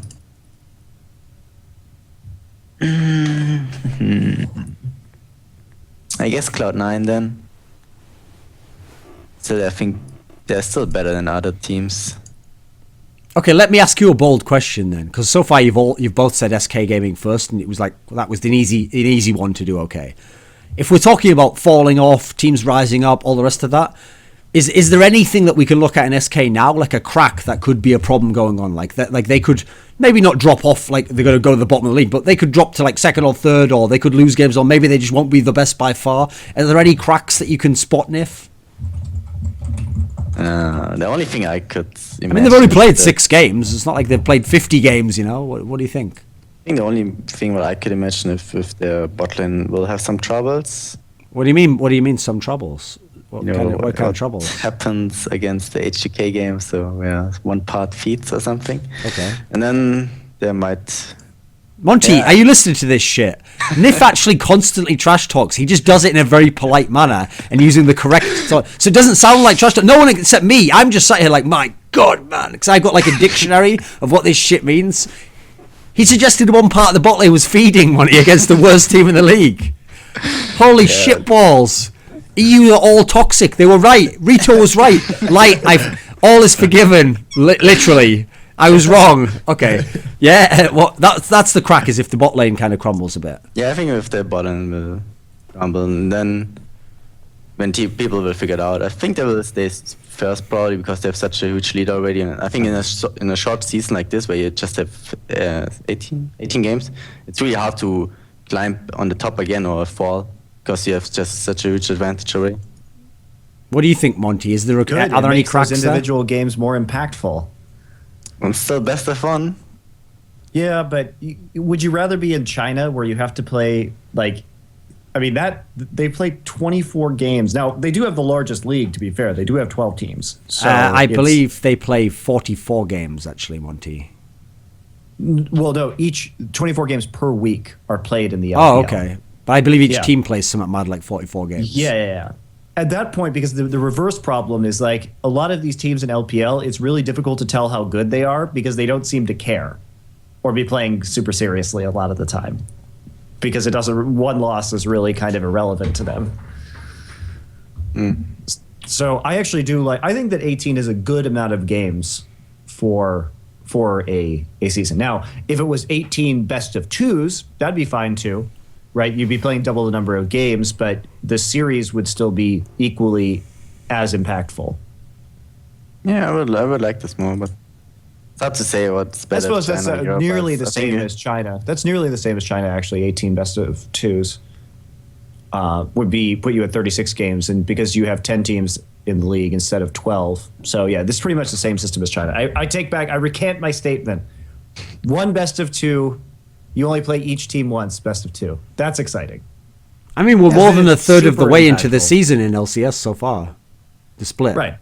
And the difference is yes, that's still the same number of games, but you play them back to back, so there's some level of adaptation, which I think is more interesting, personally. So you keep the same number of games, but you only play each team once. Twice. I guess it's a convoluted 3 times a lady. You only play each team once, twice. Right. Is there anything left to talk about in NA, Monte? Do you have any final words on NA? I guess not. Then. Apparently not. No, okay. Well, I'm like deeply disappointed in NA right now. It's after. Isn't that the title of your biography? I'm like really deeply disappointed in NA right now. The Monte Cristo League of Legends story. No, I was disappointed in EU last season, especially over the course of the summer season. Well, we showed you at Worlds, motherfucker. Yeah. I guess. Almost. Anyway, except for that part where no EU teams have recruits. Here's the secret though, Monte. I forgot the fifth factor as to why EU didn't do very good at Worlds, because they accidentally acquired one of the coaches who'd actually got his team like almost relegated from LCS, an NA coach, and then he came over and coached one of the EU teams, and then they just underperformed. Blame the coaches. It's always the coach's fault. If SK had Zuna coaching them, they'd have probably been in the final. Well, the trolling continues. Okay. Yes, the trolling continues. Anyway, let's move on to. Can we talk about good teams yet? Yeah, right. Wait there a sec. Talk about Korea now, a region that Europe doesn't give a fuck about. But first things first, this is just a throwaway aspect.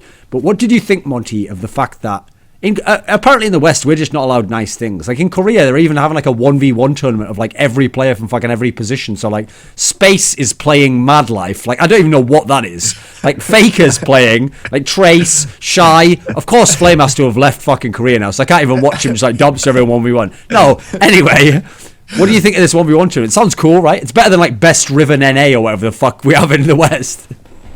Yeah, I don't like the one champion tournaments. I think look, I'm not an overly big fan of 1v1s in general, because obviously it has nothing really to do with the professional game as it's played. The itemization is just like stacking Doran's items, and then like it's fun to watch, but obviously it doesn't mean anything in any context whatsoever. No, but it's fun. Yeah, it's a fun little thing.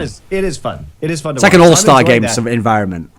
Right, except for the fact that every single player in Korea is in it. Yeah. Which is cool, right? That's super fun. It's like a fun thing to. Well, all the Kespa players are in it. Let's put it that way. All the Kespa players are in it, and they're only the League of Legends players. Right. So it's only League of Legends, of course. Anyway, moving on from your trolling antics. So it's good to watch. I love how Faker is just banning out Garen, Galio, and Gangplank, which for those of you who don't know, he's notorious in solo queue in Korea. That's how you know Faker is on the enemy team, is that you start seeing like Garen, Galio, and Gangplank bans, so you know he's like in the first slot in solo queue. Because those are alphabetically the first three champions, and so he just wants to play against anything, so he just bans those out because they're the easiest to ban quickly. And he was doing that actually in the Solo King tournament as well, which is pretty hilarious considering that he is basically just making it so there's no bans, or 50% of the normal bans, because nobody's going to play those in a 1v1 anyway. Well, maybe you would play Galio, maybe. But with that said, I'm glad you made the point though that beyond fun, there's nothing serious to be taken from this. Like, you know how tilted I get, Monte, when I make articles and people are like, why didn't you mention in your SOAS article when he beat all of the world's top laners in the 1v1 tournament at All-Stars? It's like, because it doesn't fucking matter. I mean, for a start, if you don't play on like Magma Chamber in normal games, you also have junglers. Listen, I'd love to live in a world where the game was just top laners playing 1v1 Magma Chamber with no junglers, in which case I'm pretty sure my boy Flame would have a few world championships by now. Unfortunately, that's not going to be the world we live in, so no, that doesn't count. I'm sad that they didn't involve GE in this, because it would have obviously been fun to see some of these GE players get in on this as well, considering they are the top team in Korea right now. Is that because they're not in Kespa? Yes, they're not a Kespa team. So what happens, Monte, what happens if GE Tigers win LCK? Does Kespa just go full like 1984? Like, you will become a member of Kespa. You were always a member of Kespa, in fact. Like, what would they do, Monte? Wouldn't that be like egg on their face? That some Chinese corporation is sponsoring someone and they win LCK? Hey, I welcome more Chinese sponsors to keep Korean players in Korea.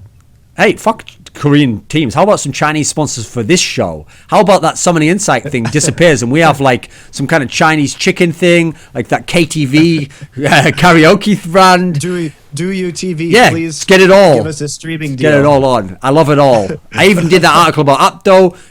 Send the Chinese money to us. Listen, we're not like Dade. You pay us a lot of money, we'll be even we won't lose motivation. We'll keep up that performance level. We'll keep delivering the goods. I've even got a jacket on, like Dade, but I deliver a consistent performance. So yeah, the 1v1 tournament has been fun. It's cool to see. It was fun to watch Faker play. It was fun to watch Kane play, actually. Kane with his like AP Nasus, where he beat Winged. That was funny. It's cute and creative to see these players go one-on-one. Now, talking about actual teams here. Now, Monte obviously talked in the last episode about a bunch of these teams. So let me get Nyph's take first. Nyph, you've been watching LCK. Yes, not every game, but I try to watch as What do you much think as I of can. GE Tigers? They're obviously a pretty good team right now. Otherwise, they wouldn't be first. I mean, praise from your era. He's the guy from Season 2, and he disappeared for a while in Season 4. What do you think of him as an AD carry at the moment? I think it's kind of his meta again, where his champions are getting back again, so he can play it again. I think they have just a really good team player. Okay, I can see you're very passionate about his play. You consider him a very special player and close to your heart. Like, okay. I don't know. The only thing I remember about him is like the All-Star tournament where Korea won. I think at that tournament he played really well, but also his team kind of carried him, where just everyone was really good on that. But in this tournament, you remember some things about him now, right?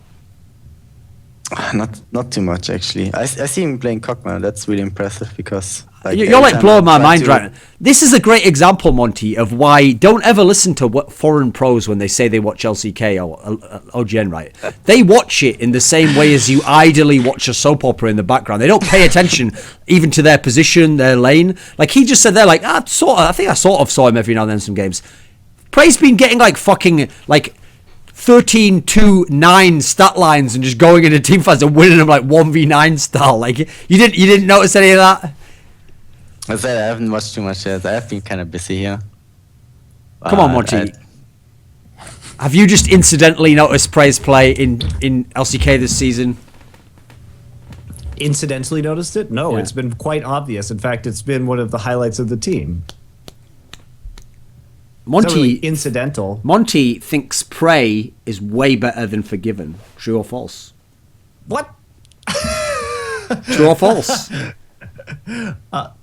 False. I think he is better, but I think he also has significantly better teammates. I think Forgiven on an individual level is playing outstandingly well at the moment. But so is Prey. If we put Forgiven against all the best AD carries in the world with equal teams, could he be as good?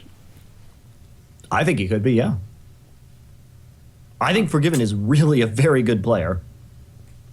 I think we talked about this on the show last time, but I really think he is like a total package player, AD carry. I think Nyph's assertion that perhaps he takes a little bit too much of the farm, he probably could do with giving his teammates a little more gold, just to help round things out a little bit. He may be a little bit too like Uzi-esque in that mold to a certain degree, but he knows where he's great at team fighting, great at laning, is in the right place at the right time, not afraid to make sacrifices. Like, I think he's very, very good. I mean, if anything, Nyph complimented him because he kind of like subtly hinted that not only does Forgiven get all that CS, all those kills, dominate lane, but he actually like carries a little dude in like a knapsack on his back through the laning phase. Like, it's amazing, really. What's happening is Nyph's being very subtle here. He's sort of hinting like, listen, boy, I'd sure love to play with an AD carry like that one day if, say, my AD carry didn't like things, because he knows where he could go. All of them, whatever they like. That's right. You make the subtle suggestions. That's how you avoid poaching, right, Nyph? It's all about dropping the hints. Of course. And the deals in the works. shadows. Hey, if Forgiven, you want a new house for your mom? Elementz could provide that. It's going to go the other way now, Monty. That's going to be the new meta of how you get players. Yeah. What does your dad need? Jet ski? Rolex watch? We can do it. Okay. Anyway, back to Korea. Yeah. Wow. If you have to be a party pooper, okay. Back to Korea. Yeah. What else in Korea, Monty? Really Jin Air good players versus doing CJ. stuff. Yeah, Oh, boy. great game. Monty, The 80-minute thriller. those CJ boys aren't falling off. Not yet. They're still doing pretty see. well. They're doing pretty We'll well see still. come playoffs. Yeah, they They're played a going good series against pretty, Jin Air, even though they did pretty. lose 2-0. Is that supposed to be sarcasm?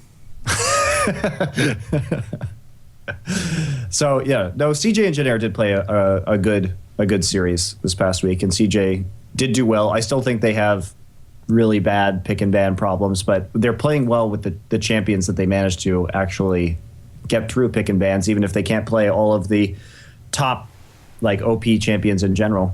Did you watch the 80-minute Jin Air versus CJ game, Nyph?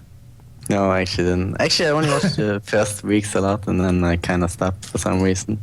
What I felt about CJ is that, like, this season they had like a lot of team-heavy team fight comps, outscaling comps, and what a lot of teams didn't realize was that, like, every team went for the dragon. They just traded with towers and eventually outscaled the enemy team and then just won every team fight. I think that's why they won a lot of games early. Is there a team in Europe who plays like CJ Entus does? No, I don't think so. Well, like SK gives for everything, basically. They take every Drake. We do kind of random things sometimes. Why do EU players always call it the Drake try instead to- of the Dragon? Is it because you started from the bottom and now you're here? Because our second language is English. I don't know, man. It has been like this forever. That is always the way they say it, but it's just a bit strange. Okay. The Drizzy. I call it Nash as well. Some people call it Baron. What do you It's think just- of Jin Air, Nyph? Have you noticed them much? Not so much. I'm sure Monte can say a lot about all the Monte, green teams. you were hyping Jin Air, but even then last week you reserved yourself. You said that you didn't think, you thought they'd be like third or fourth. That was like roughly around where they could be. They're in second place now. They're going for the throne. Have you changed your opinion? Them so much. Yeah, but you know what happens when you like teams, Monty? Your heart gets smashed into a million pieces. Yeah. They're just so controlled. Like they play, their shot calling in the late game is so tight and so conservative and so good right now that they're really good to watch if you're into big picture strategy, because they have a level of patience that is really unrivaled by any other team in the world, and they make so few mistakes in terms of their shot calling. They've got great champion pools, good individual talent, and their coordination and teamwork is just, I mean, I really just want them to be like the second coming of the old KT Bullets. That's what I want. I'm just going to wear my heart on my sleeve, Duncan. That's what I want them to be. And then they'll just get smashed by GE Tigers, who will be the new SK Telecom. Probably. That's probably how it's going to work. But, a man can dream, can't he? You're not going to take that away from me, are you? Okay, but here's the problem. Much as with our Roccat pick in Europe, Cloud9 to a lesser degree, we've every week we keep touting the virtues of the NaJin lineup on paper, but now they're at 2 and 4. There's still a lot of games to go, but are you worrying at all now that they're not going to turn it around? I mean, I am, but they also, like I said, they've had, we were talking about the power rankings, they've had close series against those top teams too, and in those series they've won very convincing games. Something's not working there. Obviously, the Zephyr pure substitution I think is super hurting them. Also, Goong is slumping right now a little bit. We just haven't seen. It's not that he loses lane super hard. It's just that he's not the playmaker that he used to be. He hasn't really been making really big, outstanding plays beyond that first game that he played of the season as Zed against SK Telecom. Now, interesting fact, though, is that Peanut, their solo queue superstar jungler, is now 17, so he may see some playtime in the future. Whether he'll be good in a professional setting, who knows? But he certainly has been playing very well. He's very mechanically strong in the solo queue environment. So he is eligible to play now. It would also make sense that he'd become a professional player in Korea, because I've heard they pay peanuts. Yeah, true enough. Well, I don't know how NaJin's pay is, but regardless, like, that could be a very definitive factor, because if he does turn out to be better than Watch, which in my mind is not very difficult for him to do, then that could really help them out as well. What do you think of NaJin, Nyph? Do you know much about him? Yeah, I've played against them before. Well, you played against sort of them. They're pretty different now, but Yeah, they're pretty different. they're actually more sword than they are shield. At least in their best form, where they have Kayn and OQ, because it's Duke, Kayn, and OQ. So really, you only played against Watch and Goon, and Zephyr, I guess sometimes. Yeah, I think Goong is like a kind of problem right now. He hasn't been as good as before. I think mainly He wasn't it's very also good the at Worlds either. Yeah, I think it's mainly also like kind of champion pool. like he tried to play Nidalee again. I watched that game, and it was just painful to watch. Yeah, And I mean, but he's getting casted in a lot, which has always been one of his best champions, and he still can't even really. He's doing. It's not that he's playing badly on Caston; it's just that he's not carrying hard enough. yeah, I also think Watch is he's a good jungler. I don't think he's that good anymore. So if they actually get a new jungler, as you said, I think it would help them maybe a lot. Are there any picks right now in Korea, Nyph, that like we don't see in Europe that are like interesting or weird to you? Any picks that they prioritize or they just isn't played in Europe? What do you think? There are a lot of top lane tank picks which we don't see in Europe at all. Like what? Like Sion, for example. Why do you think that isn't used in Europe? I think in Europe, as I said, the meta is very more aggressive, so people pick like aggressive stuff like Aurelia and I don't know, Bruiser heavy more than kind of Maokai. tanks. Sometimes. So I think that's super different. I also think the support meta is quite different there. Okay, in You what see way? more protective supports. Like what? Brown? Shenna is still high prio as I see. Yeah. Like first pick or not, which kind of fall off in Europe for some reason. I still like her a lot as well. Monte, what do you think of some of these picks? Like, why is Sion a pick in Korea? I think Sion provides a lot of very interesting teleport plays, is reliable in lane. Sion is also super good in lane swaps because he has the option to clear out a camp right at level 1. And then suicide. And then suicide. And then Which is one of the stupidest mechanisms that I've seen. But he is really, really strong in a lane swap situation. So you have that going for him as well. And if he, like, once you get him past mid game, he's like unkillable and provides a lot of crowd control. The thing about it is you have to at least do something with your ultimate. Otherwise, yeah. What So about I think he's good. basically a good pick, right? Yeah, it's solid all around. There's not really a downside. He can do well in laning phase if you just max his E. Like, big tank. What do you want? Like, pretty good. Yeah, I like that. Okay, I've played him Monte, a couple of times in solo. what about Janna? Why is Janna still important in Korea? Because in the team fight scenario, you still have ultimate disengage with Janna. She has a strong laning phase, incredible peel, powers up an AD carry. Like, there's just really no discernible downside. Plus, you can build Magi's on her, and you'll just never die because you're Janna, and so you can get more AP and have more impact. Nyph, Yes. you heard all that? He just sold you Janna there. He just, you know, I know. all that pump up the AD carry, ultimate disengage, get Magi's, don't even die. Let's do it, right? I still like Jenna. It's just that we as a team haven't prioritized it as high lately. You hear the way he said that, Monte? The political correctness is just beautiful. It's like, I really like her as a champion, but we as a team decided that we wouldn't be using Janna, actually. Which means I'd like to play her, but 4 other people told me I'm not playing her, and I am Nyph, so... Okay. No, we might play again next week, maybe. We'll see. Okay. So, And so things we've learned from this episode... Things we've learned from this episode... We've learned that Froggen and Rekkles pick whatever they want, whenever they want.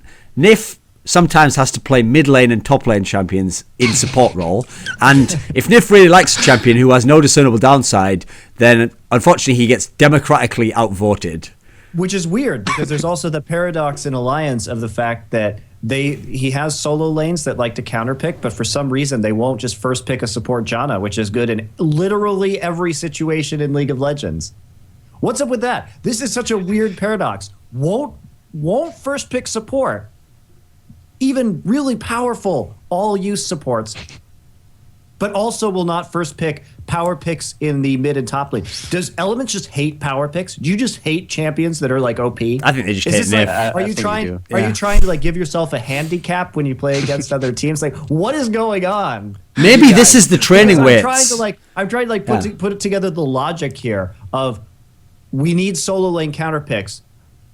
Wouldn't that lead you to be first picking Janna? Isn't that the logical route to go? But no, against SK, you let them last pick Janna on red side.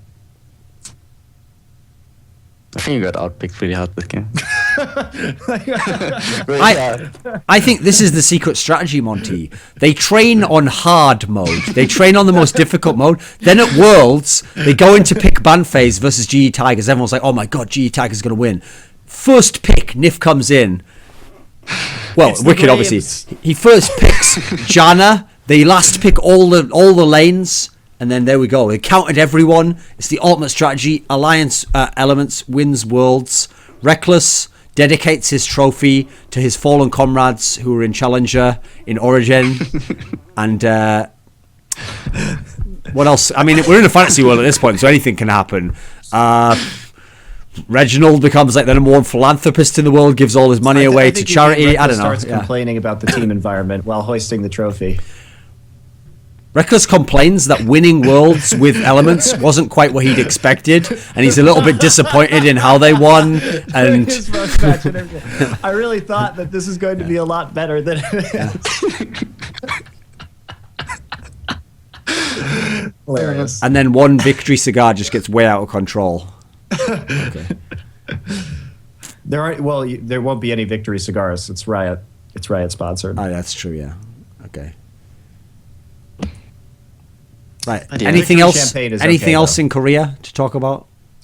I mean, not really. There was like a lot of the CJ Jin Air match was very good this week, but I mean, beyond that, I think that in general, when I talk about games in this last week, because I've been thinking about games for like my show, The Countdown, and it's just like nice plug. This week's games Insight and Esports channel in general. Insight and Esports YouTube channel. Check it out. Give us that ad revenue. Like pretty much across all regions. Nyph, I've got a question. Since Monte does this show where he does a countdown of all the best games, if you had to pick out a recent game in Europe that was really awesome, it can't be just SK Elementz. Another one. Has there been a really cool game recently? Something interesting, something fun? Okay, what do you define cool? Something you like to watch because it's like a lot of action, or something that's actually strategic? You tell me. What's cool to Nyph? Okay, what I would like to watch is where people throw and it's like exciting, you know. Okay, NA it is then. Okay, yeah. No, what do you have a game off the top of your head that fits that category? I like the Unicorns as FNATIC game. It was like always on the edge. You just like to watch the world burn, don't you, Nyph? Of course. Okay. Just people with wacky picks all inning all the time. Basically. I should watch China actually. Shots fired. No, do they still do it? Like some teams do, some of them don't. They do fight a lot though. They still skirmish a lot actually. Okay, right. Nyph said he doesn't watch China at all. So I think I don't know. They have weird timings. So this is the point in the call where we drop Nyph, and then me and Monte talk briefly about China, and then go to sleep or stay awake depending on what region we're in. So Nyph, any final thoughts about your appearance? Your bombastic, outrageous appearance filled with Highly trash offensive. talk, toxicity, get off the scales. I actually feel like I've got a number to a guy. He's called Nuke Duck. He's going to fix you right up. He's going to reform you. They're going to bring you back in. We're going to bring you back into the fold. Okay. What do you think about your appearance, Nyph? Final thoughts. I guess we learned that all Europeans are still toxic. Yeah. Just it manifests in different forms. Yeah, everything's great in Elementz though. The Rekkles is getting along great. Pick ban is improving. Yeah, I learned a lot today. I can say. So we will try to translate it into next week games. So maybe I had to give you some free coaching. Oh, thank you very much. I mean, I know that. To be fair, it's worth every dollar you paid. Is, kill Roche and like get the Aegis, and then you'll win the game. But I'll actually help you with League of Legends stuff. All right, I'm sure we can help you out with that. Great. Right. So we will now talk about the final section, which will be about China. Yeah, for anyone who watched that last episode, just because we had Clement fucking Chu on, we're not going to talk about GPL or LMS. Like, sorry. That dream is dead. That's not going to happen. You probably actually have to win another Worlds for us to ever do that, I'm afraid. That's just the sad state of affairs we live in now. Talking about China, so we actually did a decent amount of this last time. One of the things in this region that's really weird, Monty, is that in a region with EDG, with OMG, with LGD, with who else is decent? Vici, with Starhorn Royal Club, second place in China right now is fucking Snake. What do you think of that? I think that myself and the general consensus from a lot of the Chinese experts is that this is a big overperformance from Snake right now. Snake hasn't lost a series yet, which is part of the reason why they're so high in the rankings. They've also played one more series than OMG, so OMG can actually pass them. It's important to note that they've played 9 series so far, whereas OMG has only played 8 in terms of that ranking. Also, Invictus and LGD have only played 8, blah, blah, blah. So there's that aspect to it as well. They haven't played the same number of matches to get points to actually eclipse them at that the second place seed. That said, Snake is, I think Beast and Flandre are good. I think there are a lot of questions about Crystal's actual skill level because he has had a lot of compositions built around him, and I think he's overperforming right now. I don't think that Snake is going to do well come playoffs time. I think that the other teams are really going to step it up, and I wouldn't have a lot of confidence in Snake in a best-of-5 format. So they're weird. Obviously, they were not expected to do that as well as they are coming into this season. But they've played 18 games so far, and they're 14-4 over that stretch. So, and they've taken games off of all of the top teams. So they look like, they are consistent right now. But the question of whether it will last or not is a little bit up in the air. You must be loving EDG though, right? Because EDG no longer is that is a good super team. late game. It's Samsung White Light. They're just skirmishes, mid game fighting. Pawns living the life again. Unlike OMG has had some embarrassing losses, and OMG is just brute forcing it right now. They're kind of doing what CLG and TSM are doing in NA, is that they're just basically brute forcing the lanes. They're not warding very well. Their strategy is pretty poor overall. EDG is actually a very good team, though. We see them. This last week they had an easier week. They played Vagar a couple of times. They played Lux. Like they were kind of trolling around against they were styling on some of the weaker teams in the league, considering that this past week their matches were M3, GT, and WE. So these are all teams that are in the bottom 5 and are nowhere near as good as the top teams in the LPL. So there was a little element of styling right there, but overall EDG is doing really well, and they've shown, I think, the best strategic concepts in the LPL, and I think that they're doing good work and are certainly like a top 3 team in the world right now. If we put EDG up against the GE Tigers, Jin Air, SK Telecom, how do you think they'd fare? I think it would be competitive. I think that GE or Jin Air would probably win in a best-of-5, but it would be close against Jin Air. I would give 3-1 to the GE Tigers, but EDG would. I think it would be kind of like a coin flip against SK Telecom, I think. And beyond that, I would put. Yeah, you don't think so? No, I just think coming out of your mouth, SK Telecom might lose a best-of-5 to a team with 3 Korean players, including Korean jungler, against Faker, the boys in SK Telecom. There's quite a turnaround for you, Monty. You've reformed. I think Bengi, I'm not a big Clearlove fan, and I never have been, but at least Clearlove doesn't die as much as Bengi does, so he makes fewer mistakes, even if he has about approximately the same game impact in terms of positive playmaking ability. And Def's been doing really well. And Koro actually has stepped up quite a lot too, which is interesting to see. So I like where EDG's going right now. I think that they've got a very solid roster, and they, like I said, they show by far the best shot calling abilities out of any Chinese team. What's been interesting is that Starhorn Royal Club, they're not high in the rankings, but they've been doing decently considering they don't have an AD carry. We're playing someone who isn't an AD carry and are still waiting to even get their real AD carry, which is when the real experiment will begin, when they bring Name in. So you have to figure their team must be pretty decent, right? And it's a very different style to the old Starhorn Royal Club.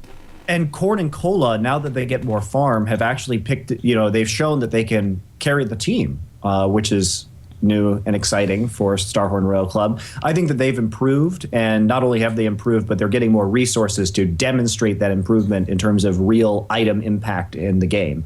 So once they get Name, it may tilt back a little bit the other way because they're probably going to have to put more resources into Name, but Name never demanded anywhere near as many resources as Uzi did. So I think they'll have a more balanced team, and I think actually in the long run this will be a better Starhorn than we saw last year. What do you think that can translate into? What's the range for them? I mean, if Name doesn't have issues at international competitions like he did at Worlds last year, I think Starhorn could be a deeper team. They'll have more strategies than just like let Uzi carry us, so they could be a little bit more dangerous. But that's kind of a big supposition right now. So we'll have to wait and see how they do with Name. But on paper, that's what I would say. Okay, in terms of LGD, have you come to a point now, I think the consensus among the Chinese experts seems to be that they think Acorn's working out as the better top laner, or it provides a better look for the team, because first of all, half of them are massive fanboys of Wayless, so they want him to be like the carry, etc. What do you think of this overall? I don't really get the Wayless hype. I think that, I think that Wayless... He should be way less overrated. Yeah. But I mean, we're talking about, this is kind of spiraling off because what you're referring to are mostly like conversations that we personally have with these people or the reactions that we see like just among each other. So, okay, the experts I know. Yeah, but they're not really, I haven't seen a lot of that be publicly posted. Okay, well, I'm just going to leak it all. I'm the Richard Lewis of our private opinions, okay? I was recording it all. I'm actually the Kori of this particular scenario, I recorded it all. Monte got really angry against Wayless earlier. He was banging, saying he was going to take Starhorn Royal Club away from him. He was going to remove LGD. his Royal Club. Yeah. LGD. Oh, LGD, that's correct, yeah. But yes, anyway, LGD, I don't know. I think they should play Flame more. They haven't played Flame as much as Acorn. But I understand that it's hard to get used to those two very different styles of play, considering Acorn is legitimately more of a team player and does demand less resources than Flame does. I think it's weird to have two top laners with such vastly different styles on the same team, because it makes it very difficult for the rest of the team to work around that. Now, if you can work around it, obviously it could be a crazy strength because you could change styles dramatically from game to game, but I don't see that being realistically an option. Even with all the games they play, that can't be some like secret ace for a team like that, where you can go to Worlds maybe and still have the same rotation, where against one team they use Acorn, against the other team they use is that kind of like just a pipe dream, you think? I just think it's so hard for the teammates of these top laners to adjust to that play style. Like I think it's just as demanding on themselves as it is against their competition. Whereas I would prefer to see them hone one play style and play it better. Interesting question for you. If you get to Worlds and you play in a best of 5, you can't change subs between games. What do you think? You can't. Has that been announced? I'm just wondering. Can you? What do you think? I mean, do you think that's in the rules or not? Like, do you think you could literally play game 1 and go, right, I'd rather have Flame now and bring him in for game 2 in a Worlds round of 8 or something? I mean, you can do that in Korea. So okay. Oh, I guess you can. Yeah, in LCK. Yeah, sure. You can. Yeah, you can. You can do it in Korea. So I don't know what the official ruling on that would be for the World Championship, whether they would allow that because China and Korea have been doing these game-for-game substitutions so heavily. That's up to Riot. So I don't know what the official ruling on that would be. I think you should allow it, personally. If teams want to have a deep bench and go to that should be their prerogative, and they should be allowed to make any kind of substitutions game for game that they want. Makes the series a lot more exciting, too, because there's more to talk about and more to analyze. I'm going to take that recording, and what will happen is Worlds final will be SK Telecom versus EDG. Game 4, Faker feeds. He's removed. Easy Hoon is entered for the 5th game. He passively farms while they dive Marin over and over. EDG hoists the title. Faker looks on. Tears run down on his face. Coach, why didn't you put me in the game? I will play this clip here, Monty, where you justify that move being done. I'm not justifying it. I think it's just more strategically interesting, and that's on the teams to use those players properly, right? But it just gives you more tools. Sure. No, I agree. Just like you say, though, half the reason why it hasn't been tried is because it'd be very difficult to get it to work.